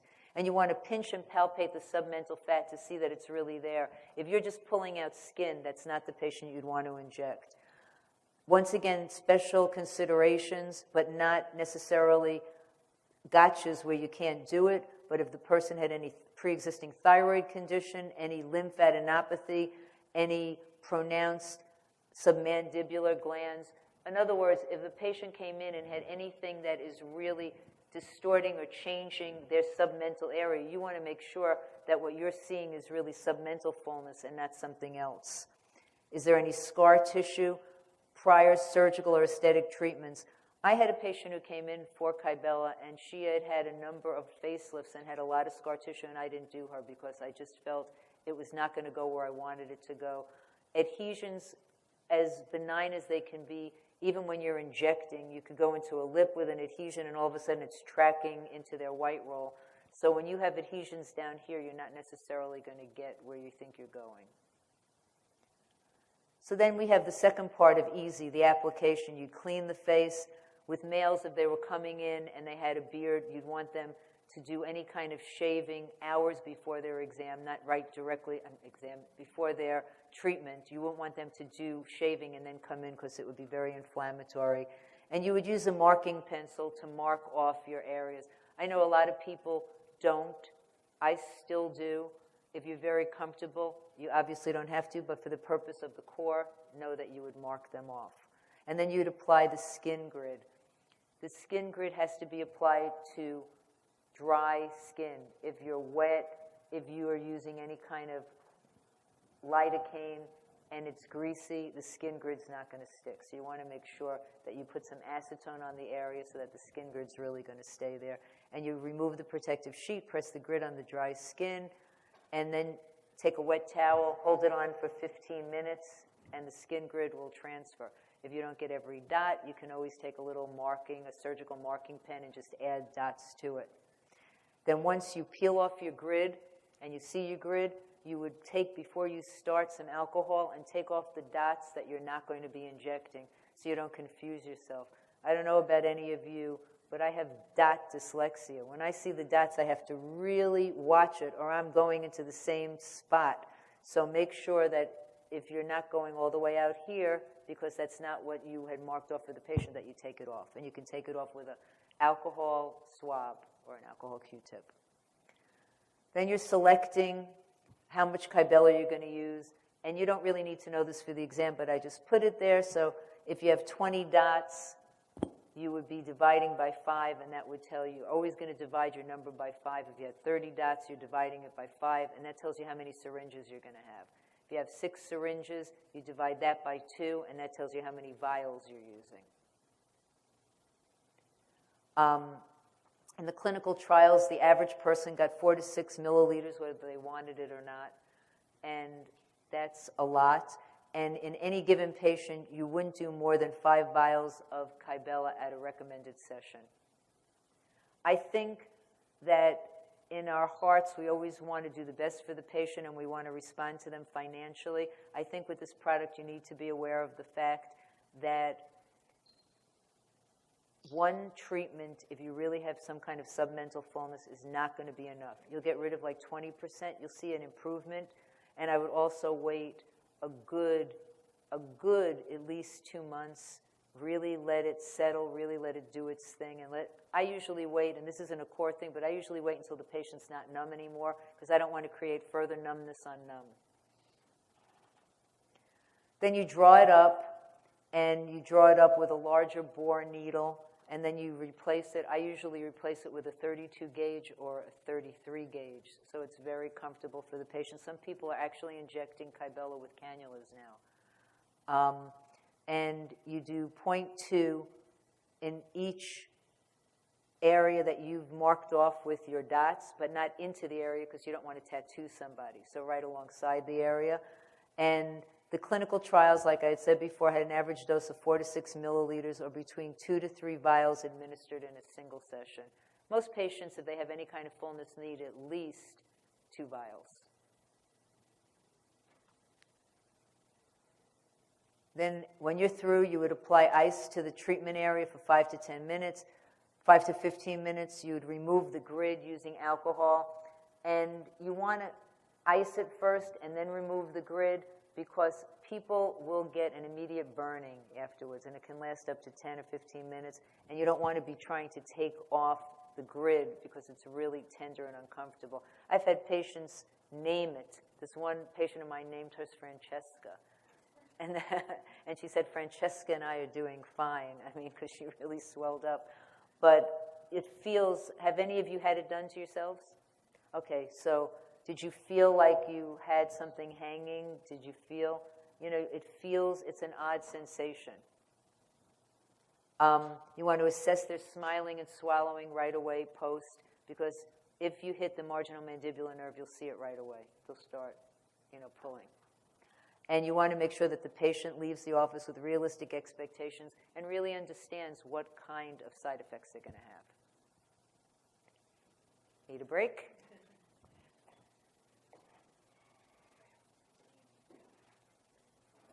So let me just check this out here.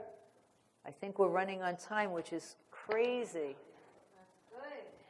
So come back at 10:05. Here we go, your favorite area. Laser and light. So laser and light, the mnemonic device is light amplification, stimulated emission of radiation.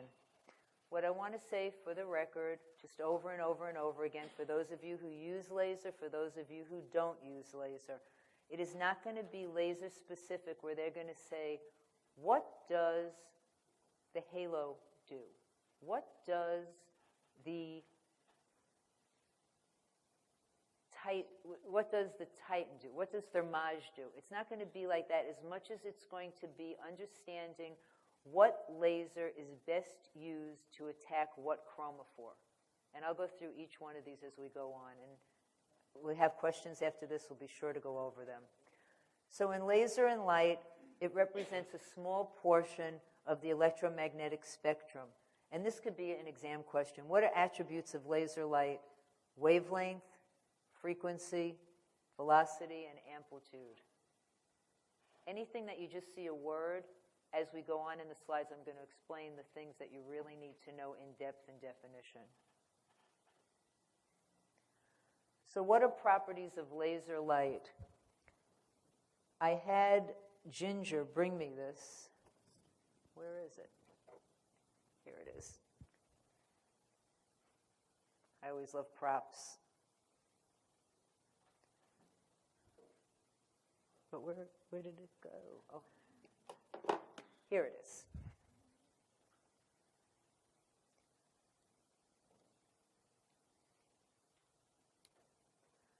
Laser light. Laser light. It was there. Well, you saw it. That was quick. Laser light has three components. This is important to know because this is going to differ from IPL, which is intense pulse light, and this could also be a test question. It's monochromatic, meaning there's a single wavelength or color to it. It is coherent, meaning that in laser waves all travel, and they travel either in a coherent laser light. Laser light. Thank you. I love this. They travel together in a phase. They are not non-coherent where they're all over the place. They travel all together. And they're collimated, meaning there's not scatter. When you have laser, and we'll go into this more with IPL, laser in IPL, depending upon the filter, can scatter, and it goes not only to the direct target area, but it can go to external areas. That's why the up-and-coming concept of fractionated laser was so incredible, because it could just isolate a particular area. Laser light is collimated so that there is minimal scatter. It goes just like this thing. It's very direct. It's a single wavelength or color. This color would be green, and they travel together. So let's look at the four components of lasers. You always need to, this is important, and this could be on the test as well.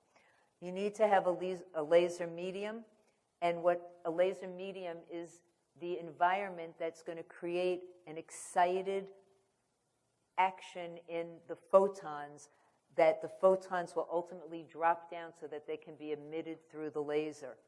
The medium can either be gas, like CO2, it can be liquid, like the pulse dye, or it can be solid, like an alexandrite.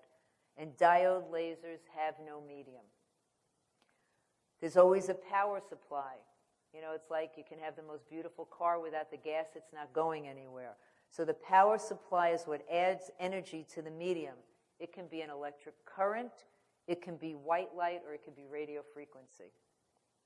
And then there's always an optical cavity. What this does is this supports the feedback to get the amplification of that light. It surrounds the medium, and usually it's a chamber of mirrors. And then there has to be the end and most important part, the delivery system, which allows the light to create the beam. The beam.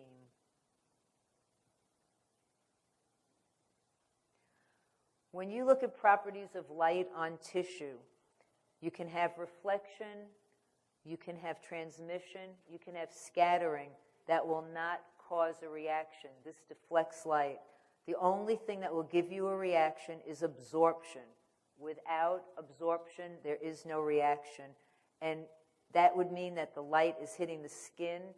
The skin is converting that light to heat, and the heat is causing the change. So here's the mechanism of action. Important. The light hits the tissue. The cells absorb the energy. It creates heat in the cell. It loses its moisture in that cell, and it destroys it. And the three chromophores, basically, are melanin pigment within the cell, water within the cell, or hemoglobin. Wavelengths, and we talked about this before, is the distance between the crests of each successive wavelength of a light beam, because it comes in waves. That's how it's being delivered. And they're selected on how well the target's absorbed by the chromophore. If you are looking for something that is hypothetically going to get rid of spider veins, you want to make sure that you're picking the appropriate laser that is going to be attractive to that wavelength or that color so that it can absolutely work to get rid of your spider vein. It's what's going on, how long is it going to take to cook that cell, and it's based on what you want to treat. Does that make sense so far to everybody? Now, laser light can be seen, like I just mentioned, the wavelength, as periodic waves of energy. And the wavelength refers to the physical successive crests. Typical medical wavelengths are like the ND-Agus 1064, and then there's mid-infrared. And the only wavelengths that are visible are wavelengths between 400 and 700 nanometers. Wavelengths between approximately 700 to 1,000 are usually used for melanin, like damage, skin damage. And the bottom you don't really need to know. I just put it in because I was on a roll.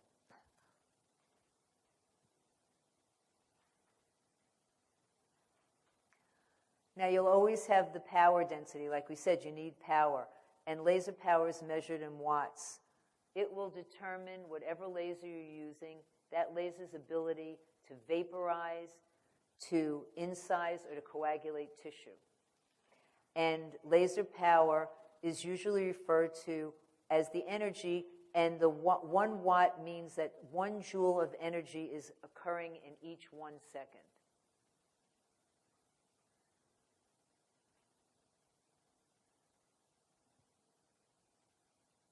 So then you have the pulse duration. What is that? It's the amount of time the energy is going into the skin. That's the duration. It can be longer or shorter, depending upon how much you want to cook that cell. The time with which the laser is emitting the energy, but basically, how long do you want to cook it? That's its duration. And it's usually in milliseconds. When you look at the energy, you have fluence. I'm sure many of you might have seen this little thing, fluence equals joules over cm squared. It refers to the amount of energy going into the treated area in square centimeters. It's basically the dose of energy or the energy density, and most simplistically, the amount of heat you're putting into the target. You know, what's really bad for us is that lasers have become like phones. I don't know numbers. I know that you're number 2 on my automatic dial. You're number 8 on my automatic dial. It's the same with lasers. Most of the time, if you get any laser, a lot of the settings are default settings. They're there. You don't have to think about it. They're just, you put them on and that's what it is. But this is an important slide to know in selective photothermolysis. Basically, a laser is going to either be selected to hit either blood vessels, pigment, or hair without affecting surrounding tissue. And there are 3 requirements that you need for selective photothermolysis. It's wavelength, its energy and fluence, and its pulse width and duration. So you want a wavelength that's highly absorbed by the target. If you're looking to take out melanin, you don't want to pick something that is going to be used for telangiectasias, for spider veins. You want to make sure that your energy is high enough to inflict thermal damage, but that you're not going to be damaging surrounding tissue. And usually the stronger the tissue is absorbing the fluence, the stronger the tissue is absorbing the wavelength, you need less fluence or less energy, and the lower the target's absorbing the energy, you need more energy. And in pulse width and duration, that allows for the time of the laser exposure to damage a target, but does not allow the heat to diffuse to surrounding tissues, damaging them. In TRT, basically, what it's saying is it's thermal relaxation time, that you want to make sure that whatever you are treating has the ability to cool down to 50% of what the target was that you initially started. If not, if you were treating something and it still is maintained at a very high level and then you go over it again, you can burn somebody. Basically, what wavelength of light does the target absorb? How much energy will it take to cook it? And how long does it take to cook it? That is the cooking instructions. Now, when you have lasers, they affect the tissue, and there's 3 different categories. Most surgical lasers are thermal, and they will affect it. The thermal effect will be at a tissue level. This includes the laser's ability to cut, coagulate, vaporize, and ablate. And usually these are our surgical lasers like the CO2, the erbium YAG. They can stimulate, necrose, and coagulate. And with those lasers, they usually will give you the most significant results.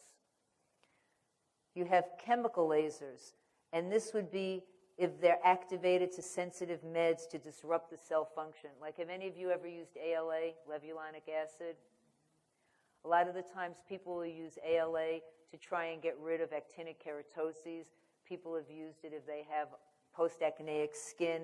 And this photodynamic therapy will be set off by the medication is put on. It's put on for about 60 minutes. And then the laser itself will be activated by a light source. It can either be a laser, it can be by, excuse me? Yes, blue light, definitely. Light-emitting diodes can also do it, but a blue light will certainly do it, and it activates the medication to disrupt the cell.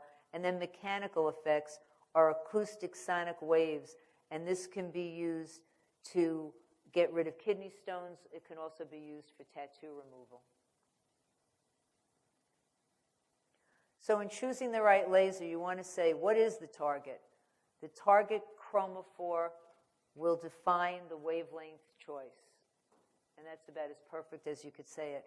The correct pulse width and duration, what does the target need? In other words, how much time will it take to cook it?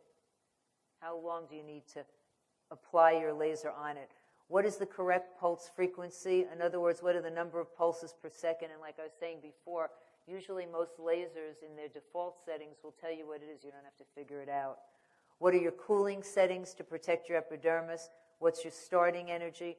And then always with laser, and this is safety, you want to do a test dose. You usually can do it on the jawline, and you want to see how the patient responds to make sure that you have the right settings and that you're not going to burn them. So now let's talk about some of the lasers. Your pulse dye laser is a laser for vascular lesions. So that would be something that the test question would say, like, what could you use for vascular lesions if your patient wants to make sure they don't have severe downtime? And you could have, like, the pulse dye, you could have the KTP, and you might have IPL. Well, IPL would do spider veins, but you wouldn't have a lot of downtime, whereas the one significant thing in the vascular lesions being treated with a pulse dye, it does destroy the vessels, and it can work on vascular lesions, hemangiomas, telangiectasias, but you have profound bruising. And that could be a question. What laser would you have profound bruising with if you were trying to treat a chromophore that was vascular? Pulse dye.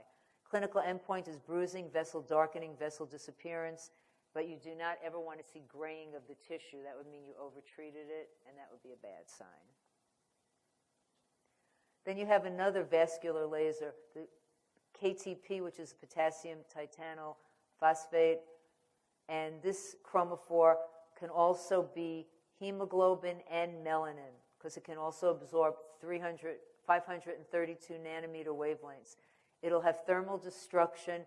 There's less bruising with this than with the pulse dye, so it's always an alternative that if somebody wanted to use a laser that was not as profound in its bruising, it could be the KTP. You want to keep the chill tip on the skin so that you don't get crusting and blistering. You can use it on superficial telangiectasias up to 1 millimeter, like nasal veins, and benign lentigo and pigmented spots. So one of the things, once again, like mechanism of action, you'd want to know what is it used on, and you'd want to also know what's good about this laser. Well, because melanin absorbs this wavelength, you wouldn't want to use this on a dark-skinned patient because they could get hypopigmented. So if a person of color came in and wanted to have their spider veins worked on, you wouldn't want to use this particular laser because this laser also grabs melanin, and they could get hypopigmented. You have your ablative resurfacing lasers, and ablative means that the laser beam is going to the top layer of the skin and it's vaporizing that affected tissue. It's burning the epidermal layer down to the next layer, which is the dermis. Now, what non-ablative means, I know this seems like common sense, is that the laser beam's coagulating the affected tissue. It's focusing on remodeling, but it's not blowing away the layer. Bless you.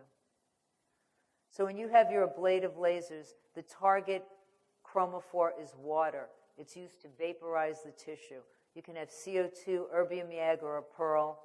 And these three can be used full field, meaning the entire top is removed, or you can fractionate it, where a fraction of the skin is removed to a certain depth. Full fields heal from deep within the tissues, and this is important. So you want to know that you need to have hair follicles in the area, because if you don't have hair follicles, you're not going to get that healing deep down to the surface. A density of hair follicles is always needed for healing. That's why off-the-face lasering can produce scarring, because there's a minimal amount of follicles.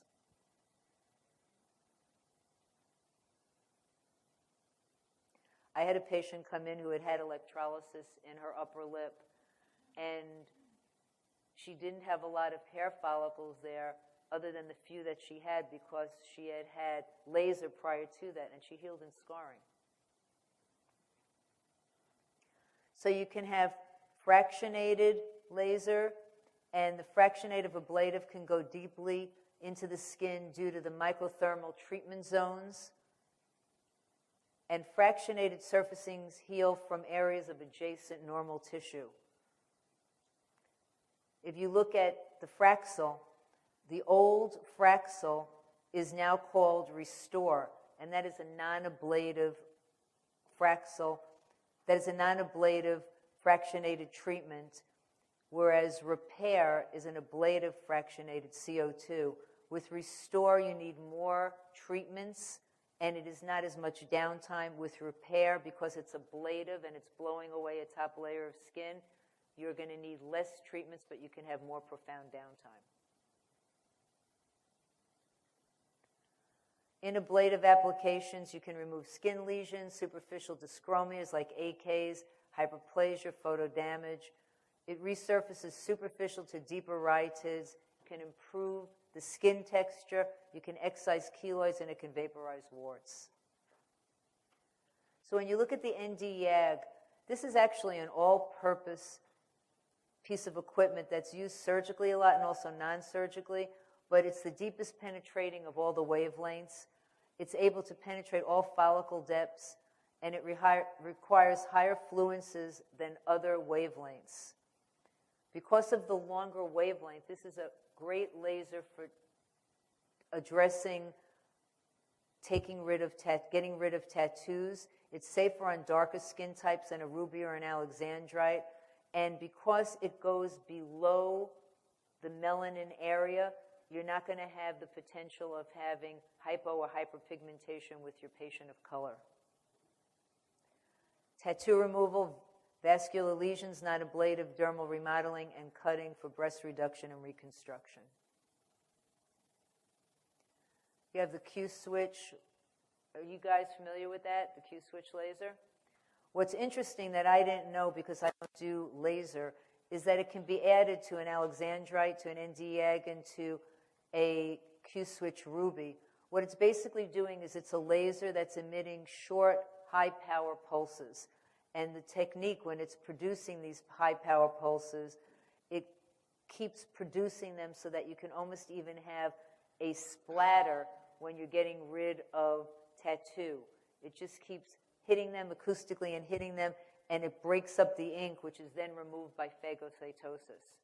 A good thing to know with a Q-switch is that if a patient comes in and has cosmetic tattoos or has just regular tattoos, and they have white tattoos, it will oxidize the white and it will turn it black.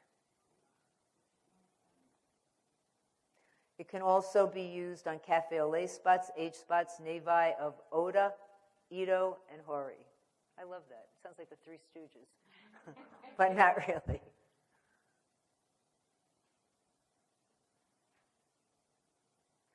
The general principles of tattoo removal is that you'd always do, and I would know this, you'd always do a test dose on the tattoo. You might need more than 3 treatments, and that you would space your treatments every 6 weeks for 6 to 10 treatments. A lot of patients come in like anything else, and they feel that one treatment's going to do it. It's not. And there are certain pigmented areas that are not as responsive to lasers as others. So you need to be very clear in your patient education so that patients don't feel that they started it and now their half-blown away tattoo looks worse to them than their original tattoo. Can I add something to the tattoo removal? Absolutely. What I was taught with our laser, what they told me is that patients can have allergic reactions to the removal of the tattoo ink because now it's systemic and not just local in the subdermis, so that you've got to be careful with that with some of the older stuff. Once it breaks it up and goes systemic, there is the potential for the allergic reaction. I think that's a great point. A great point. I think there's lots of things that when we put them in, it has one set of adverse events, and when we take them out, no matter what it is, you can have another set of adverse events. So thank you for that. So in hair reduction lasers, you can use an alexandrite, a diode, an ND-YAG, an IPL. So if someone, like as a test question, if it said, you know, a 30-year-old is coming in for laser hair removal and she doesn't want a lot of downtime, you might say, well, what laser would give me not a lot of downtime? It would be the IPL. And I always did my laser hair removal when I did it years ago with IPL, and I was very surprised. I used a luminous IPL. It actually was very effective. The follicle absorbs the laser energy. It's transferred to heat. It destroys the follicle. You want to make sure that if somebody came in, that they have the right, once again, the right chromophore for the right laser. Lasers are usually not attracted to anything other than dark black or brown hair. So if someone is a blonde or a redhead, they're not going to have a good laser outcome. And the ND-YAG, as we said a few times now, works better for darker skin types because it's going to go below that area where melanin is produced so that it's not going to create hypo or hyperpigmentation. You're always trying to do your laser during the anagen phase, which is the growth phase, but how do you know when that is? And that's why when patients say to you, how many treatments? And you go, well, you might need 6 to 8, or you might need 4 to 6, and they go, why so many? Because sometimes patients feel we add treatments on to make more money. It's that you're only going to get rid of the amount of hair and destroy those follicles when they're in the anagen phase. And only a certain percentage are ever in the anagen phase at one time. It could be in the telogen phase, the catagen phase, so you need to keep doing it so that you can make sure you get it. Also, the actual definition of laser hair removal is 80% laser hair reduction, not removal. So patients think it'll all go away, and it doesn't always. Plus, if you're a young girl and you're very hormonal, you're going to keep growing hair. Skin cooling needs to happen, so you want to make sure that you're minimizing any kind of pain. And the clinical endpoints are erythema, perifollicular edema, and sensation of a light sunburn. And that's a good thing to know. Could be a test question.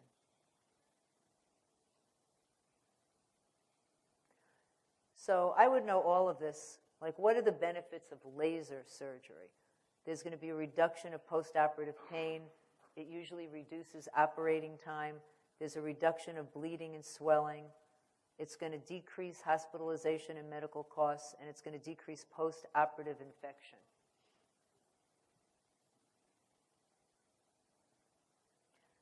Let's talk about all the things, and this is really important on the test. Like I had said earlier on, a lot of it is mechanism of action and also safety, because it's really incumbent on us that when we're performing any of these different kinds of treatments that we know how to keep our patients safe. So with laser safety, how it's measured is the risk of exposure from laser light is measured as the risk to the human eye. What could happen to the eye? Well, you can definitely have eye damage. You can have a retinal burn from reflection of the beam off of a surgical instrument. You need to be careful about that. And a vascular laser can pass through the cornea and damage the retina. You can get a corneal burn from CO2 laser and from an erbium YAG, direct or reflected. Basically, we all know if we're doing laser, if not, that you need to make sure in a laser room that there are no mirrors, there are no areas of reflection, because any area of reflection can catch a laser beam and obviously reflect off of it, and it can affect you. Also, and I would just say this, and I'm sure those of you who do laser, I hope don't do this. I used to do it. It's really dumb, so don't do it. That don't assume that when you're using IPLs at certain machines, you don't have to wear your glasses to protect your eyes and you can just blink or close them. It's very dangerous. You really need to use the proper glass measured in optical density to protect your eyes, and patients also need to protect their eyes. Usually what most people are doing on patients is those burnished steel cups. Some practices have the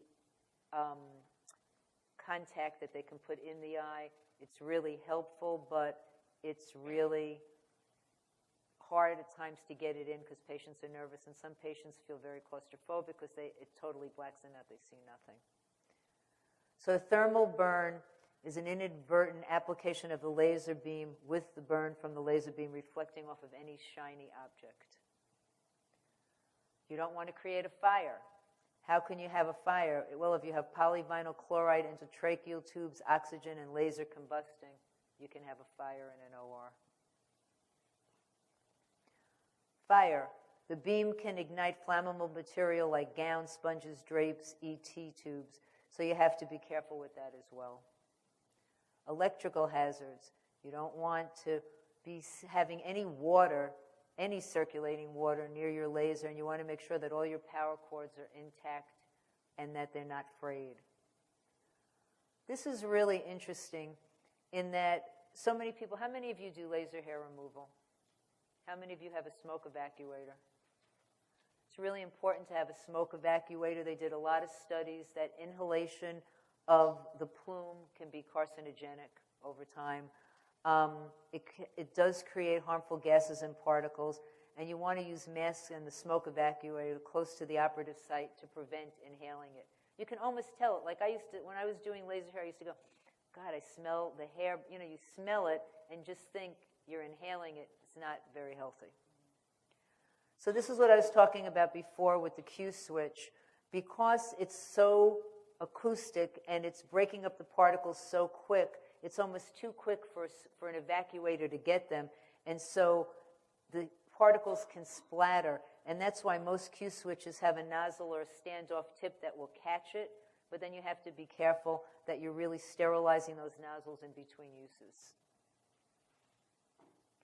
So precautions, you need to have your signs, danger, and what type of laser wavelength. You need to cover windows so that no laser light can escape and then be back reflected, or cover your mirrors so that you don't get a reflection. You need to turn to standby or disabled mode when you're not using it. You need to use a smoke evacuator, never the wall suction. You need to check your filters prior to the procedure, change your filters when necessary. You need to keep wet and water and wet towels available to extinguish flames, but not certainly near your lasers to create flames, and you need to remove the laser key when finished. Practices have been cited when they've gone into rooms of physicians' offices or medical spas, and they've seen the laser key in the laser. So always take your laser key out. So when you're doing your patient assessment, you want to identify what you're going to be, what's your target, what you're trying to change. You definitely want to know, like I said, your Fitzpatrick in and out. You want to know if they have a history of Accutane. If they're taking Accutane for cystic acne, you would want them off that medication for at least 6 to 12 months because it will impair their healing. You want to know if they're on any photosensitive meds because that would deepen the degree of the laser. And you want to make sure that your patient is not tan. Even if they are using application tanning, you want to make sure that that's not the case either. Because I once asked a patient, she looked really tan. I go, "You're so dark." She goes, "Oh, I haven't gotten the sun for years, but are you putting on some product?" "Yes, I am."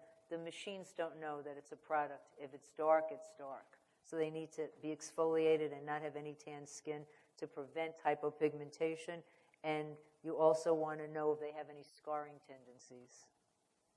When you're counseling your patients, there are some patients that might be a higher Fitzpatrick, skin class is 3 to 6, that you might want to put them on hydroquinone, which is a skin lightener, for 3 to 4 weeks prior to the treatment to avoid post-inflammatory hyperpigmentation. If somebody is prone to oral cold sores and they have HSV, you might want to pre-treat them with antibiotics or antivirals as needed. You would not, as I said before, if they're on Accutane, you would not proceed due to impaired healing. And you want to make sure that they're aware, before they ever do this patient education, that with an ablative laser, they can be read for up to 4 to 12 weeks. And usually with a non-ablative, it's at least 1 week. Now, obviously, whether it's the core or something that I'm saying, you all know in your practices that you might have had somebody who was read for 3 days and that was it, or they were read for weeks and weeks and weeks and weeks. But once again, always please, for this exam, go back to the core because that's what they'll be asking questions on. With anesthesia, they want you to make sure, and I think this is really important, I never occlude areas. Do any of you still occlude areas? Yes? No? No? Don't occlude an area with saran wrap because people can get toxicity very quickly with that, and you don't want to do that. You want to only apply your anesthesia, your anesthetic, for 30 to 60 minutes and no more than 2 areas so that you don't get lidotoxicity. And how you can tell, I once had it personally, and it was the weirdest thing, and I didn't have a lot on, but I really layered it around my lip and my nasolabial folds, and all of a sudden I started feeling woozy and high and tingly. And I mean, it was the beginning of really being responsive to it because I had put it on, I forgot, and it was just on for a really long time. And so I took it off and it immediately went away. But patients will start feeling anxious, tingling, dizzy. They can feel a headache, impaired concentration, but you really want to be responsive to that. You don't ever want to put anesthetic on a patient and not come back in and say, we'll check in with you. You know, when you're ready, just sit here, let us know how you're feeling. You want to keep checking because any patient can have any reaction at any time. So when you're prepping them, you're cleaning the area with a germicidal solution. You want to make sure that you're not using anything that's flammable like a betadine or an alcohol. I usually use Hibiclens, but I don't use it around the eye area ever, and I would suggest never to do that because if it gets in the eye, it can create a keratitis, and a keratitis can create blindness. There's also further thinking lately that if you're using Hibiclens, you should then wash it with alcohol to not just keep the Hibiclens on, but I use Hibiclens especially with deep injections on periosteum, but I clean anything with Hibiclens. So in your post-procedural care, you want to have sunblock. You want to make sure they have sunblock, that they have the proper clothing, they're not coming to you all in black. You want them to have a visor. You want to instruct them on their wound care, antibiotic ointment if they're having tattoo removal. And for ablative post-care, some open techniques are ice, aquaphor, vinegar rinses, Vaseline petroleum jelly. And for closed dressing techniques, practices of use Flexan, Vigilon, or BioBrand, which is a silicone membrane dressing, and obviously no sun exposure. So what are some potential complications? You can have erythema, edema, hypo or hyperpigmentation. Hypopigmentation more in a darker skinned person. You can have texture changes, scarring, localized allergy. Specifically, when you're doing tattoo colors, you can get pain, crusting, burns, acne, dermatitis. You can get resurfacing of the lower lid, the eyelid canthal support, so you can have a weak lower lid. So when we're looking at the non-ablative lasers and light-based devices, these are a little bit different than your lasers. There's no vaporization or removal of skin. There's no open wound. Types are IPL, BBL, and LED, and non-ablative fractional resurfacing lasers. Unlike the laser, where a laser is monochromatic, IPLs are not monochromatic. There are many colors. They like diffuse targets. Lasers like to find targets, preferably vascular.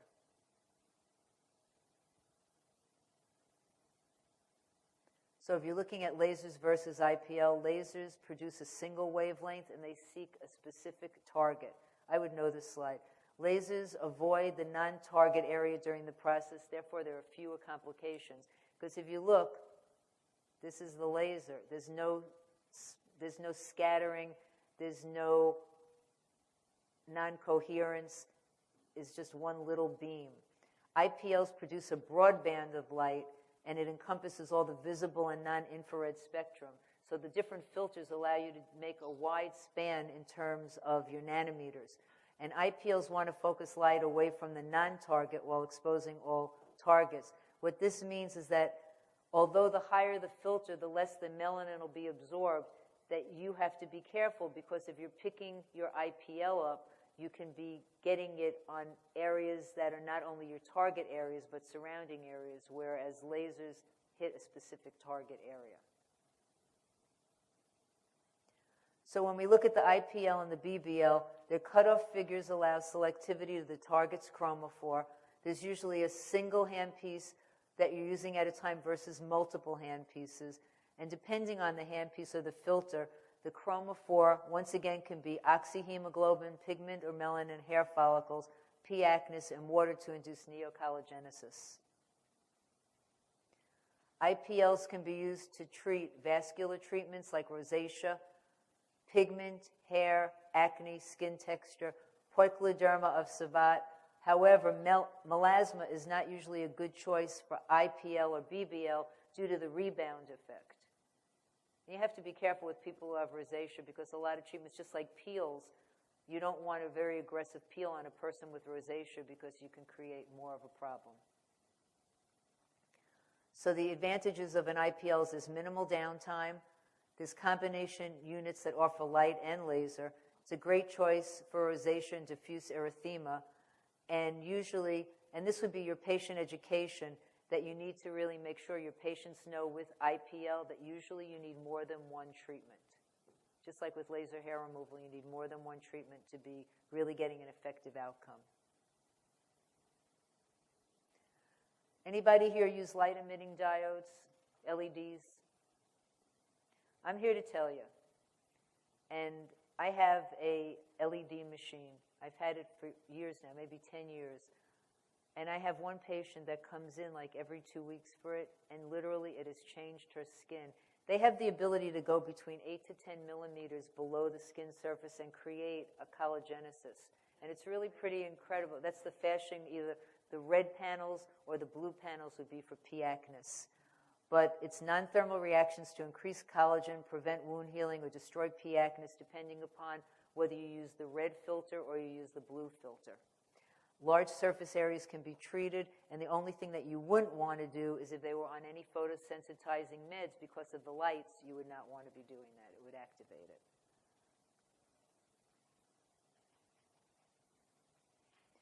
So then we have photodynamic therapy, and we talked a little bit about this before. It's using ALA or aminolevulonic acid, and many people ignite it with an IPL. It can change an AK, an actinic keratosis, acne, and photodamaged skin. It can be ignited with an IPL, a blue light, the KTP laser. It causes the protoporphyrin 9 to cause cellular destruction. Basically what it's doing when it's igniting it, the product stays on the area for a good 60 minutes, and then the light ignites it, and it creates changes in the photodamaged skin. You can have pain, irritation, extreme photosensitivity. This is a must, and you would want to know this. You would not want your patient going out within the next 24 hours. They're highly photosensitive. They could look like they're in a fire. Scarring and dyschromia can occur, and sunscreen is a must. Sunscreen is a must. So talking about your fractional lasers, your non-ablative. You have microthermal treatment zones, and this is basically taking columns so that it's very controlled when you're using your non-ablative system, and it is just heating up columns of skin tissue and changing that, rather than the IPL, which is very broad and scattering and going all over the place. The stratum corneum's left intact, which is really great, and areas of thermal heat surrounded by areas of untreated tissue. It's faster healing, less downtime, usually about 3 to 4 days of redness and swelling, waters the chromophore, and basically what happens is that the damaged cells get incorporated into mens, which is microscopic epidermal necrotic debris, and the debris gets shuttled up and out of the skin, can get acne eruptions as the debris leaves the skin post-treatment. And you need to really tell this to patients in patient education with a lot of the treatments that we do, whether it's a laser or a chemical peel. If you are disrupting the skin and disrupting the layers of the skin, people can get outbreaks. And so if somebody was going to be getting married, once again, going back to the marriage thing, you wouldn't want to do something that's going to disrupt the skin a lot, because it's very possible that they can get outbreaks. In your fractional lasers, the non-ablative, it's used to treat fine lines and wrinkles, scarring, stretch marks, hyperpigmentation, AKs, poikiloderma, and it's safe for off-face treatments as well. The advantage is that all skin types can be safely treated, and the only thing that we would do is that we would usually pre-treat darker skin types with lightening agents, just to make sure that they really had the outcome that we wanted and that they didn't get any PIH. You can have mild to moderate pain, minimal healing time, and you would pre-treat any of your patients if you thought that they were prone to herpes simplex. The disadvantages is topical anesthetic and or the cooling device, and it's a series of 3 to 6 treatments. And by topical anesthetic, usually most people want topical anesthetic. A contraindication would be active infection, pregnancy, lactation, Accutane within the last 6 months, and unrealistic expectations always. What you can expect afterwards is you can put ice packs on, PRN, just if you're feeling uncomfortable, a gentle skincare regimen like Cetaphil with sunscreen of at least 30. Acne can occur, herpes simplex can occur if not treated, and PIH is always a possibility. And I think you can see a repeating theme over and over again, that patients really need in patient education to hear the worst and not be afraid for you to tell them that. Might not mean that they ever get it, but that you don't want to leave it out and then have them say, why didn't you tell me? With skin tightening advices, this procedure is basically subcutaneous tightening and changes nothing in the skin. The collagen fibers tighten. It creates delayed collagen remodeling and neocollagenesis. Some are IPL, most are biphasic, and some pair with radiofrequency. Thermage was the original. You know, that everybody talked about Thermage. It's monopolar radiofrequency. You can do it on the face, the body, the upper lids, but you must use eye shields if you're doing the lids. You need your cooling system to protect the epidermis and the dermal layers. That's important. It can be used on all skin types. The thing with Thermage is that you can't really have patients be totally anesthetized, and you can't have patients like taking a Valium where they're really relaxed, because they need to be the person to tell you how they're feeling. Their feedback tells the operator how much fluence they should be using. So if somebody's just feeling mellow and they're not really feeling anything because they're relaxed, but you're burning them, not a good outcome. You can get unpredictable results. You'd never use nerve blocks, once again, or IV sedation because you need the patient feedback. You must have a grounding pad. And what would contraindicate this particular treatment would be anything metal, so an implant, an internal defibrillator, a pacemaker. And that's important to know about this particular system. In bipolar radiofrequency, it's not as effective as monopolar because it doesn't produce volumetric heating. No grounding pad is necessary, and you need proper techniques so that you don't get burns and you don't get tissue arching. And types of bipolar radiofrequencies, you can see the whole list of the ones with light energy is Galaxy, the Aurora, the Polaris, the Reform. This is in your core with the vacuum, what's delivered with microneedling, what's unipolar, and what's with infrared light and massage. In the infrared light skin tightening, you have your broadband, you have your Titan, your Starlux, or your Skin Tight. And basically that will give you tissue tightening. The chromophore is water, and you have gradual heating. It's best for loose skin over structural support. The wavelength's 800 to 1400 nanometers. You want cooling before, during, and after. It can be on the face and body. And complications are rare, but blistering can happen. Mild erythema is normal. Now we have the Ulthera, which seems to be the IT machine. How many of you have it in your practice? Exactly my point.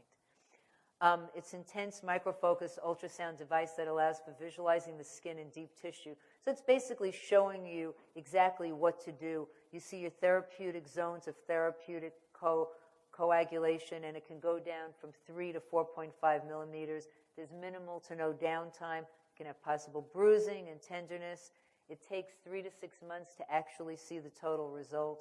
It's the first FDA approved for facial dermal tissue and deep subdermal. And this makes sense. I think this is kind of common sense. The younger you are, every treatment's going to be better than the older you are. Darn. When are they going to come up with something for older people is what I want to know. It's contraindicated if you have open wounds, any cystic acne, any metal implants, any implantable electrical devices, if you have any autoimmune diseases, any hemorrhagic disorders. And temporary side effects are basically the side effects you can get with a lot of the machines: bruising, erythema, tingling, reduced sensitivity, welts, and motor nerve injury. A lot of patients, when they've had Ulthera, if they've really had a revved up session, can complain that they're just feeling numbness, they're feeling kind of tingly. It goes away. So for ultrasound, for fat-reducing devices, we have the liposonics. For cryolipolysis, we have cool sculpting, and we have diode lasers. How many of you guys have cool sculpting in your practices? I don't know. I'll have to tell them. So the liposonics heats to subcutaneous adipose contracts. It's cleared by lymphatics, and then it goes out through the liver.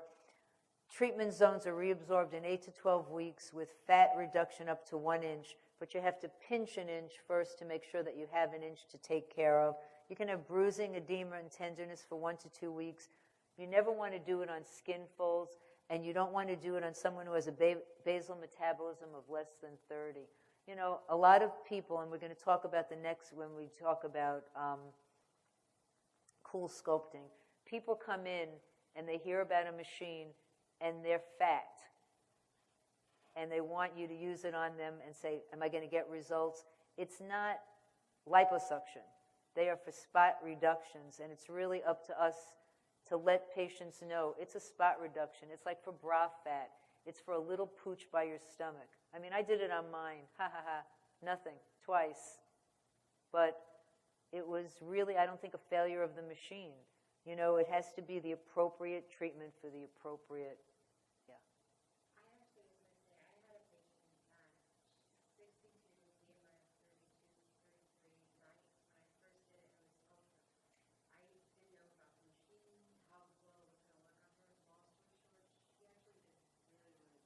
And I think that that's great, but that's the outlier. That's not the usual patient. I would say that. But contraindications would be usually a BMI of over 30, large scars, wounds, hernia, pregnant, less than any kind of 1 cm of adipose tissue beyond the treatment depth. You know, the one thing that you've seen throughout the slides also, this is not for the core, not for the exam, but in general, it's always going to be your discretion, your analysis of whether you think a patient should do something or not. There will always be outside the box treatments that you do because you feel confident and comfortable. So once again, just don't use your practice as the guideline for taking the exam. Use the book. So we have cool sculpting, and that's apoptosis or death of fat. The vacuum plates go on the area. It's usually 60 minutes per treatment area. It is the most boring treatment I've ever done in my entire life. After you're through, you really need to do, I wouldn't say a gentle massage, but gentle for the course of the core. You need to pound into that area, really like pound into that area. You can do it on the abdomen, the flank, the back fat. No redundant folds, just fat bulges. And you would usually repeat your treatment after 2 months. There's usually no downtime. I have heard from some people that you can have pain and discomfort, but it's really not usual. It can happen, but it's not usual. Side effects can be swelling, bruising, an alternate sense of sensation, numbness, or sharp pain in the area lasting up to 2 weeks. And I would know that that's just what the side effects of this particular piece of equipment. And contraindications are Raynaud's, impaired circulation, diabetic neuropathy, open wounds, bleeding disorders, recent surgery or scar tissue or hernia, pregnancy, of course, or lactating. Has anybody ever heard of the Zerona? Okay, I'm proud of you. I read it when I first even saw it, and it was like, sounds like a superhero or something, Zerona. But it basically is a diode laser. It's rotating laser beams, and it's for some circumferential reduction of the waist, the hips, and the thighs. It's been cleared for non-invasive reduction of upper arm fat. Its mechanism of action is photochemical.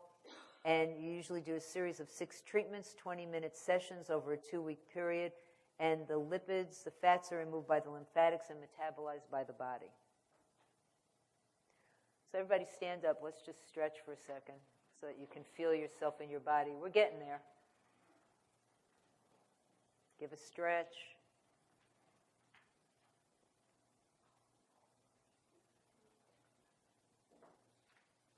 Okay. How many of you do sclerotherapy in your practices? Raise your hands. Okay. So basically, you need to know that in sclero, you have a deep venous and a superficial system. In the deep venous system, there's the femoral, the popliteal, the anterior tibial, posterior tibial, and the perineal. It's responsible for about 90% of the venous flow, and it sits below the muscle fascia. It runs parallel up your leg. The superficial system originates in the skin, and it leads into your reticular, or your feeders, which then merge into the deeper veins. They distend under pressure. They can be affected by temperature and hormones. And these perforating veins, which are the communicators, connect your deep to the superficial. The great and short venous veins are part of the superficial system. So you have different kinds of areas that you would treat if somebody came in and said, I don't like my veins. The first and foremost are usually people complaining of spider veins or telangiectasias. They're fine, they're feathery, they're usually 0.1 millimeters to 1, and they have a reddish hue, and they're generally flush with the skin. They may or may not burn or itch or sting or be painful. You know, usually people who have them, it's not like having a thrombophlebitis or having varicose veins. They just don't like them aesthetically. Then you can have venolactasias. They're also spider veins, but they're slightly bigger, and they're bluish in hue, purple to bluish. They're slightly elevated from the skin. They're just a little bit of a bigger daddy version of telangiectasias.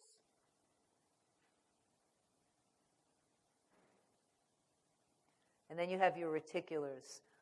I think a key thing to know, and I don't know that this would be a question on the test, but it's important to know that if you're injecting, you really want to inject your reticulars first and then inject your spider veins, because usually reticular veins feed your spider veins.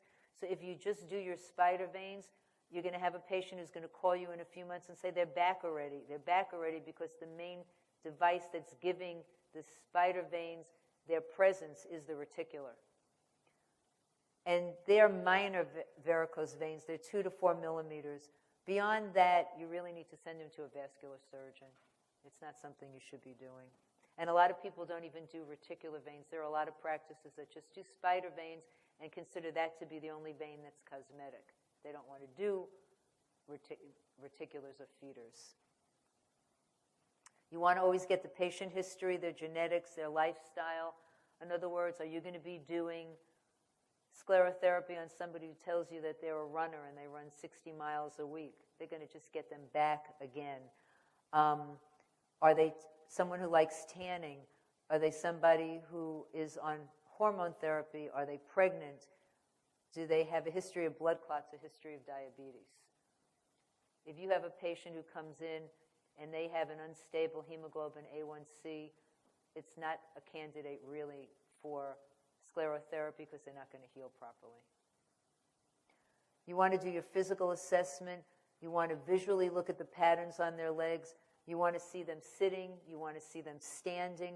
You want to see if the skin changes. Do they get edema? Do they have scars or ulcers? And a lot of practices use Dopplers. I don't, but I'm not saying that you shouldn't, and that also helps identify the blood flow. The patient needs to know, first and foremost, that there's always more than one treatment. With sclero, some will go away, some will get lighter, some will remain. And that's why there's a series of treatments rather than just one. And reticular veins should always be evaluated first, and the success is dependent upon the post-care, the ugly compression hose. Some people only do compression cotton balls and they put on ACE bandages, but really compression hose is what will keep somebody from really pumping blood back into the area that you just tried to change, and consequently you don't get a great result. So let's look at the sclerosing agents. There are 3 different types of agents. I would know this. There are detergents, osmotics, and chemical irritants. And what they all do is they cause endothelial damage to the vein wall. The vein wall collapses, fibrosis occurs, and it obliterates the vein. So, what are detergents? I'm curious about this. How many of you knew that hypertonic saline was not FDA approved? I always thought it was approved, but the only 2 FDA approved products are detergents, and they are Sotradecol and Esclera for MERS. There's also sodium moroate. I've never heard of scleramate before. And ethylolamine oleate, ethymolin, which I have not heard of either. Sotradecol is FDA approved for sclerosing leg veins, and basically it is a synthetic surfactant. It comes in 1% and 3% standard concentrations, and it shows you the percentages for spider veins, and for those veins that are slightly bigger than spider veins, it can cause hyperpigmentation, tissue necrosis upon extravasation. Sclera polydocanol was FDA approved in 2010. It's a non-ester local anesthetic. It's painless without tissue necrosis, although you can get hyperpigmentation. And the maximal daily dose is 2 milligrams per kilogram with 0.5 to 1% for reticular veins and 0.25 to 0.75% for telangiectasias. Sotradecol and polydocanol can also be foamed. They can be foamed for larger veins up to like 4 millimeters. Smaller volumes are needed, and there's a lack of dilution with blood, but the dilution will decrease the efficacy. In ethimoline, it's the highest incidence of allergic reactions, but have any of you ever used that? I've never used it, so for the purpose of the core, just know it's the highest incidence of allergic reactions. That's maybe why we don't use it. Now, with osmotics, we have hypertonic saline, and that damages the cell by shifting the water balance through cellular dehydration. It's not FDA approved. I mean, it is FDA approved, but not for sclerotherapy. But that's what I've always used, and I like it the best personally, but that's just me. And for chemical irritants, they damage the cell wall by direct caustic destruction of the endothelium. And you can use glycerin, 72% chromated glycerin. It's not FDA approved, but what's interesting is it's great for small vessels, no complications post-treatment. It's very thick and can cause a little pain on injection, but you mix it with lidocaine and then it doesn't. But if it extravasates, if it goes out of the vein, it's not going to create PIH.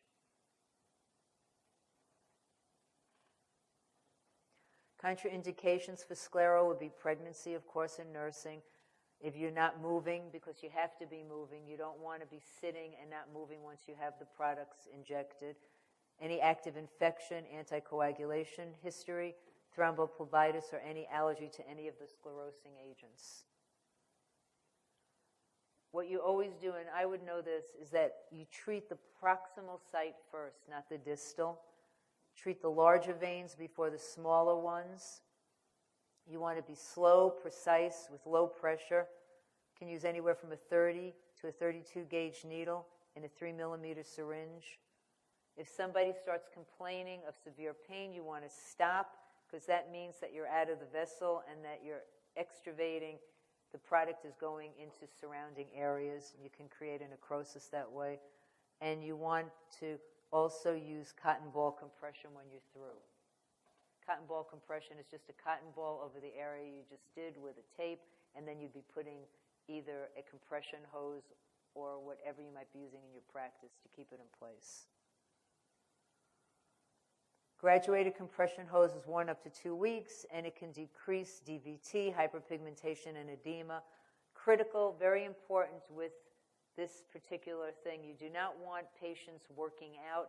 However, you do want them to ambulate immediately after they get injected for at least 30 minutes, and they would come back every 4 to 6 weeks.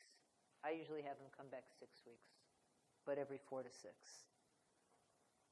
So here are complications that you can get from sclero. I would know this. Hyperpigmentation, larger vessels have a higher incidence.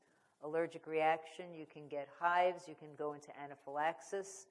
Telangiectatic matting, if you're injecting very quickly with a sclerosant, you can create more of a predominance of your telangiectasias, and it could look like a matting process. Ulcerations, pretibial on the ankle, are some of the highest risks for ulcerations, and some people don't inject by the ankle and by the tibia because there's not really a lot of protective area around there, and so if you're not spot on, you can end up having a problem. Trapped blood can cause PIH, but PIH will go away. Bruising and itching is frequent side effects, cramping.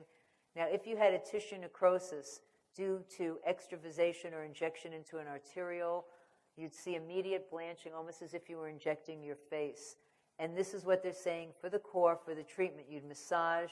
You could use topical nitropaste ointment. And if it extravasated and you saw it blanching and going outside of the vessel, 75 units of hyaluronidase and 3 milliliters of normal saline or lidocaine. I would know that for the test. clinical skincare. Can you feel you're almost walking out of this room? Can you feel it?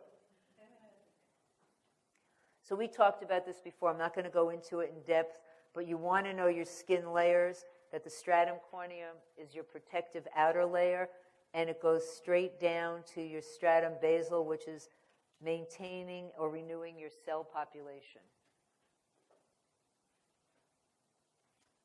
In the dermis, the most important thing you want to know about the dermis is that's where your hyaluronic acids are, that's where your collagen is. It keeps your skin plump and moisturized, and its primary functions to support and to sustain the epidermis. You have in the dermis two different parts of the dermis. You have your papillary dermis, which lies directly below your dermis. It contains capillaries, collagen, elastin, pain and touch receptors, and then below that you have your reticular dermis, which is 80% of the dermis. It has your larger blood vessels, your cross-linked collagen, and your elastin fibers. In your subcutaneous layer, which is below the dermis completely, it's composed of connective and fatty tissue, and it's a highly elastic area which produces cushioning. So you know that as you get older, when you're losing the fat in your face or even by people's knees, a lot of people have hyaluronic acid injected into their knees. They're losing their fatty areas. They're just bone on bone.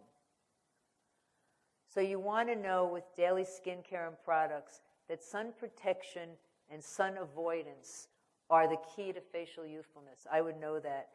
And that UVA is what ages us and UVB is what burns us. There are two different types of sunscreens. Physical sunscreens, which are zinc and titanium, and they reflect the sun's rays. So when you see a zinc or a titanium on your sunscreen, it's actually a great sunscreen because it's not allowing the rays to penetrate. If someone's going to be using a chemical sunscreen like avobenzoin or octinoate, you need to make sure that the person realizes that for the UV light to not be absorbed and converted to heat, they have to wait 20 to 30 minutes for it to be effective. Antioxidants. We all hear about that. Anybody who knows anything about the skin, people are always talking about what can neutralize free radicals. You have your vitamin C and E's, your coenzymes Q10, your green teas. This really helps. These different formulas need to be stable, but they really help to protect the skin against free radicals, and free radicals can create a whole lot of aging. So what repairs the skin the best? You have your retinoids, your growth factors, and your peptides. The gold standard is your retinoid, which increases your cell turnover. A lot of people use Retin-A, they use Tazarac now, they might use Renova, but basically these are all products that are increasing your dermal thickness. They're causing an increased cell turnover. The only downside is that you have to find what one works best with what patient and what percentage, because if you use a too high a percentage, then a patient can really always look like they're in a constant state of peel, and it's rather unattractive with redness, flaking, and irritation. Growth factors, so many products have growth factors. These are cellular messengers. They initiate tissue repair, they help with cell growth, they help with stimulating collagen and elastin, and I would know this about the growth factors. And then peptides. There's so many products. How many of you in your practices do microneedling? Well, a lot of people, aside from doing PRP, which is plasma-rich protein, they use peptides that they're rubbing into the microchannels that are created. They use growth factors, all of these things to help create a smoothness and a different texture and turgor. If you're using retinoids with peptides, you really can create probably the best end-all result of decreasing facial wrinkling. Common skin concerns that patients come in with are dryness, dehydration, hyperpigmentation, redness, rosacea, and acne. You know, not all of us are going to be totally that aware of the skin. Many practices have somebody who's their esthetician who is strictly involved with the skin, and you have the expressibility of having that in your background. But it's really important that we are aware of the skin and aware to help patients create the best outer layer and internal layers of their skin, because whatever we do is going to only look that much better if their skin's in good repair. If the skin is in bad repair, no matter what you do, it won't look that great to your patients. So dryness. Clinically, you're dry when the stratum corneum is 10% below the water contact, and a lot of moisturizers, believe it or not, decrease the transepidermal water loss. So you have to be careful what you're putting in your skin, that you know your products, that it really is moisturizing the skin and not just feeling good and actually depleting the skin of the water content. Dehydration. Hyaluronic acid, once again, in the dermis maintains hydration. Know this. As we get older, we're losing our hyaluronic acid. Hyperpigmentation, I would know this. Intrinsic and extrinsic factors of sun, inflammation, and hormones can cause hyperpigmentation. And basically, this is a very scientific slide, but it basically is saying that melanocytes can get activated. You want to try and stop them from getting activated. What creates their activation? Tyrosinase. How can we have a tyrosinase inhibitor to stop the production of melanin? Usually, most people will use hydroquinone.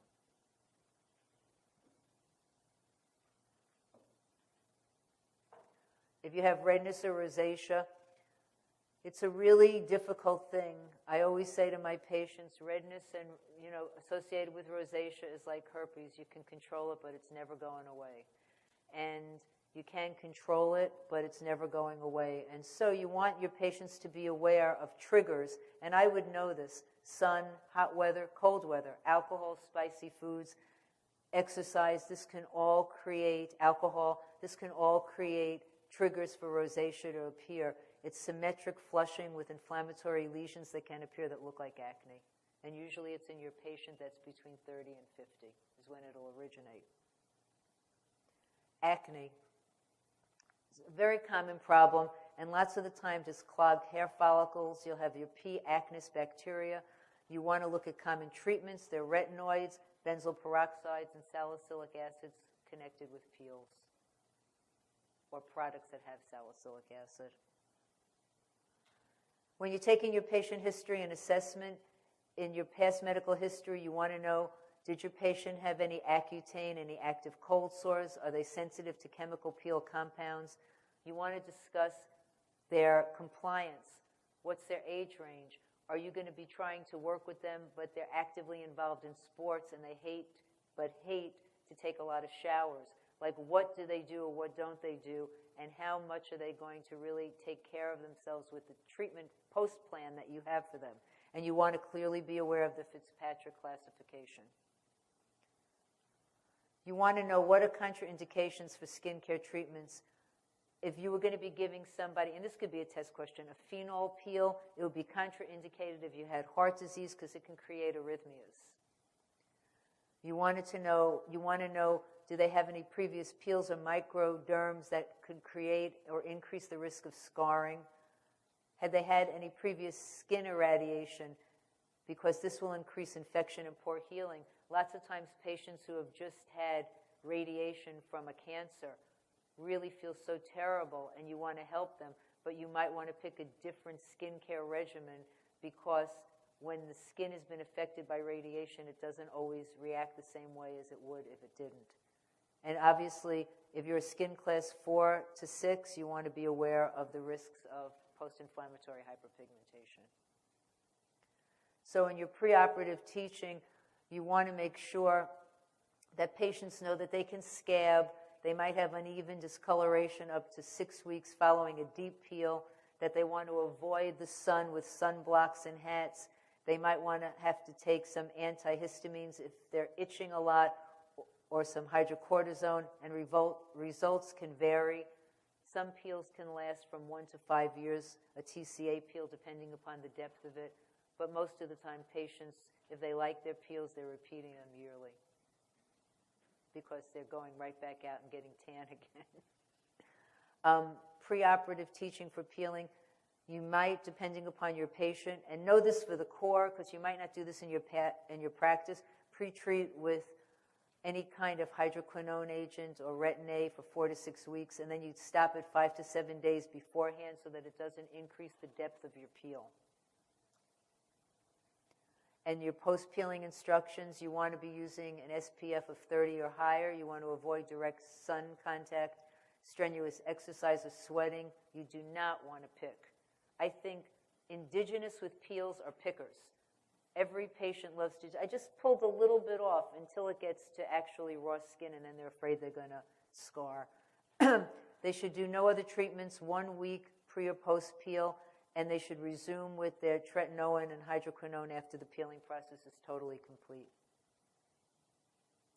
So what are potential complications? PIH, hypopigmentation, an allergic reaction, acne, infection, persistent redness, and scarring.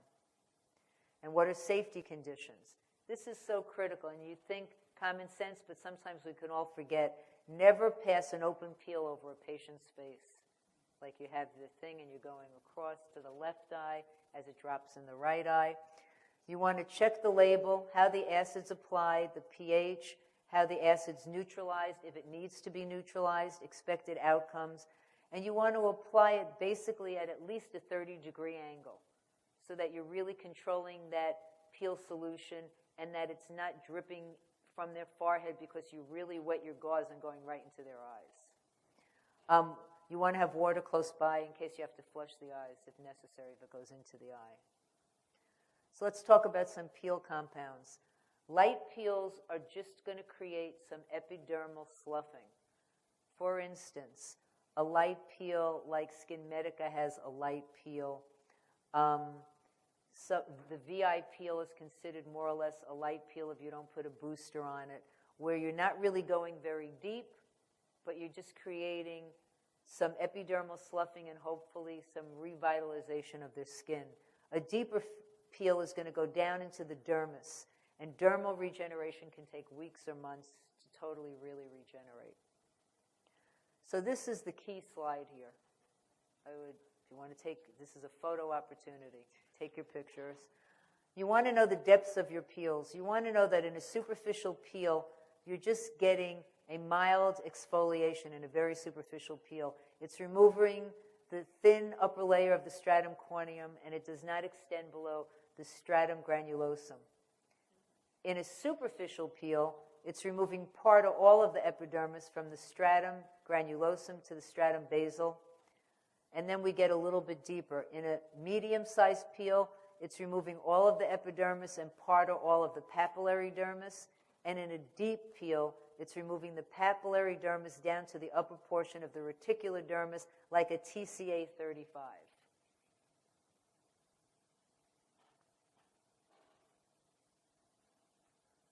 So Jesner's. A test question could be, what are the 3 components of a Jesner's peel? It's salicylic, lactic, and resorcinol.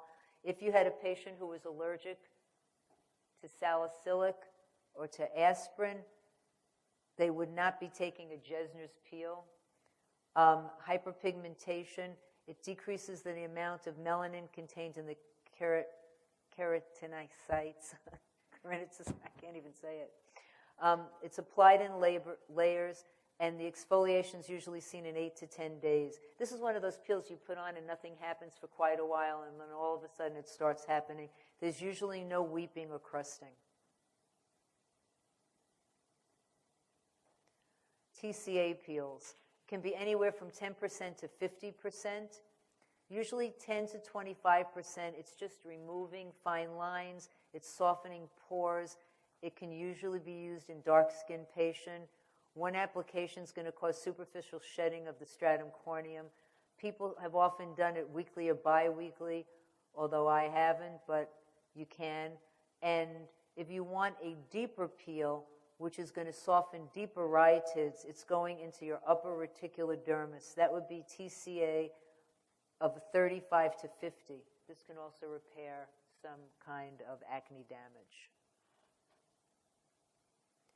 Non-facial peels, because there aren't follicles, so they're not going to heal as well. So you need to be careful that you're not being extremely aggressive with your peels on the chest and the décolleté. It's not that you can't do it, but they don't heal the same way that a face does. They also don't peel the same way. You can have it on your chest for a week or so and nothing happens, and then all of a sudden, as you're washing, it sort of like rubs off a little bit, but it doesn't peel in sheets the way you might think like a face would. And we have microdermabrasion. Anybody still do that in their practice? Microderm? For fine lines, pigment issues, acne scarring, usually a series of every 7 to 10 days for 4, sorry girls, 7 to 10 days for every 4 to 6 weeks, and you can have mild redness for 1 to 2 days. And now microneedling. This is not in your core also. I mean, you're responsible for this, but in this year's core, the 2 things that were added were microneedling, which you'll get here, and also Kybella. So microneedling is to restore skin tightness, diminish fine wrinkles, acne scarring, and stretch marks. It's also called percutaneous collagen induction. Contraindications would be, now this is for the core, a person who was not pre-treated with topical vitamin A treatment, and I'm sure many of you might not do that if you're microneedling, but for the core purposes, you want to know that.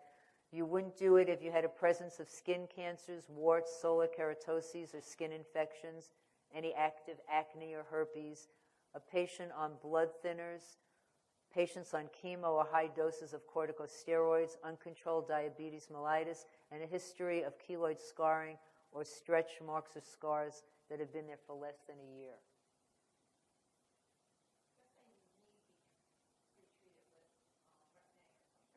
You need to be treated with retin-A, yeah.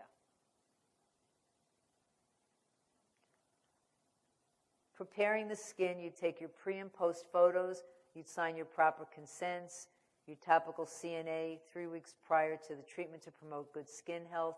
You'd clean the skin. You'd be followed by some acetone to make sure that you remove all the oils.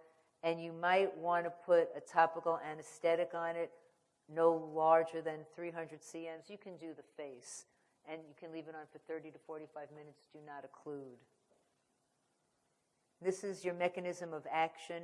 Basically, you have 3 phases. You have micro-injuries. They're going to release platelets and presence of neutrophils. The neutrophils are going to be replaced by monocytes. That's creating the collagen and the elastin.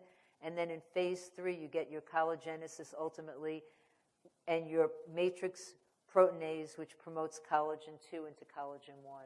So it's really a whole process where hopefully the channels that you're creating, the microchannels, are stimulating collagen to be created. The depth of treatment, you have microneedles, and it can depend. It can go from 0.25 to 2. If you're doing the epidermis, it's going to be 0.25 to 1. And 1.5 to 2 is fibroblasts and collagen fibers, and anything beyond that, your patient's going to need some kind of muscle relaxant or some sedation because it is very painful. So for post-treatment, avoid direct sun exposure. Do not apply sunscreen the same day because it can have chemicals that can create an inflammation or an irritation.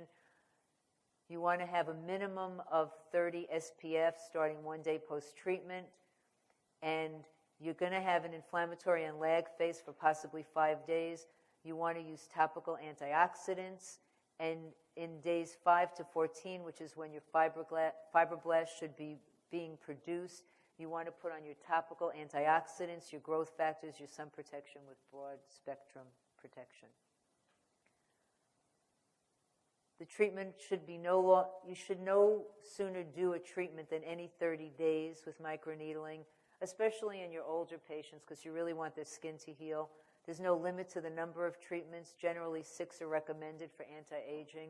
The response is highly individual, and for scar treatments, you want to do no more frequently than 6 weeks and optimally effective every 8 to 10 weeks. When you have scars, you're irritating something that is very responsive to being inflamed.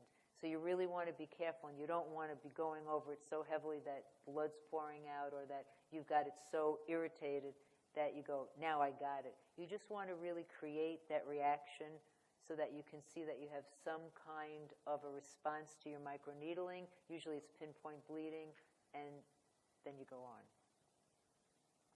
That's it. So does anybody have any questions? because we have a little bit of time. Anything that you might want clarification on, or anything that seems unclear to you, now's the time. Other than you're numb, you can't feel your bodies and get you the heck out of here, right? I have a question on Sure. the lasers and the tests. So basically, we don't need to know names of the lasers, but like what would be included. You need to know function, but they're not going to say to you, what is a KTP or what is a pulse dye? It's more what lasers are responsive to what target. So you need to know it in terms of that, but not in terms of the actual manufacturer's name.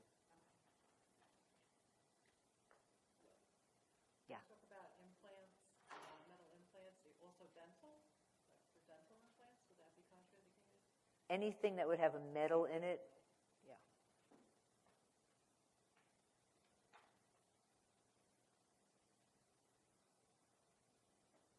I know it's a lot to absorb, but like I was saying before, I'll just repeat it. It's 150 questions. You have roughly a minute and 30 plus seconds per question. Don't get hung up if you don't know something. Try and decide in your mind if you can rule something out immediately, cross it out. If they're asking how many things relate to this, or all or nothing at all questions. You know, a lot of the times in multiple choice, we overthink it.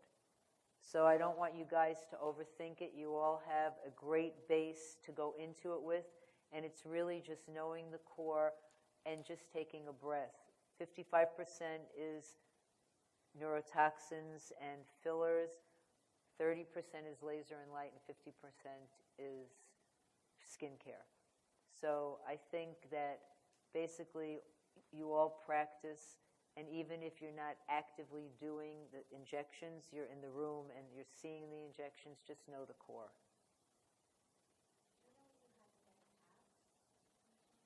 I'm sorry? Do you know what score you use in the past?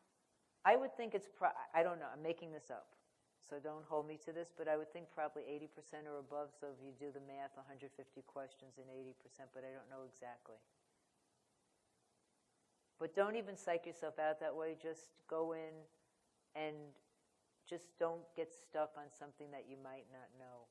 Just keep going forward, and I think a lot of it is common sense. They're not trying to trick you per se. Per se. Well, thank you, everybody. I hope it was helpful.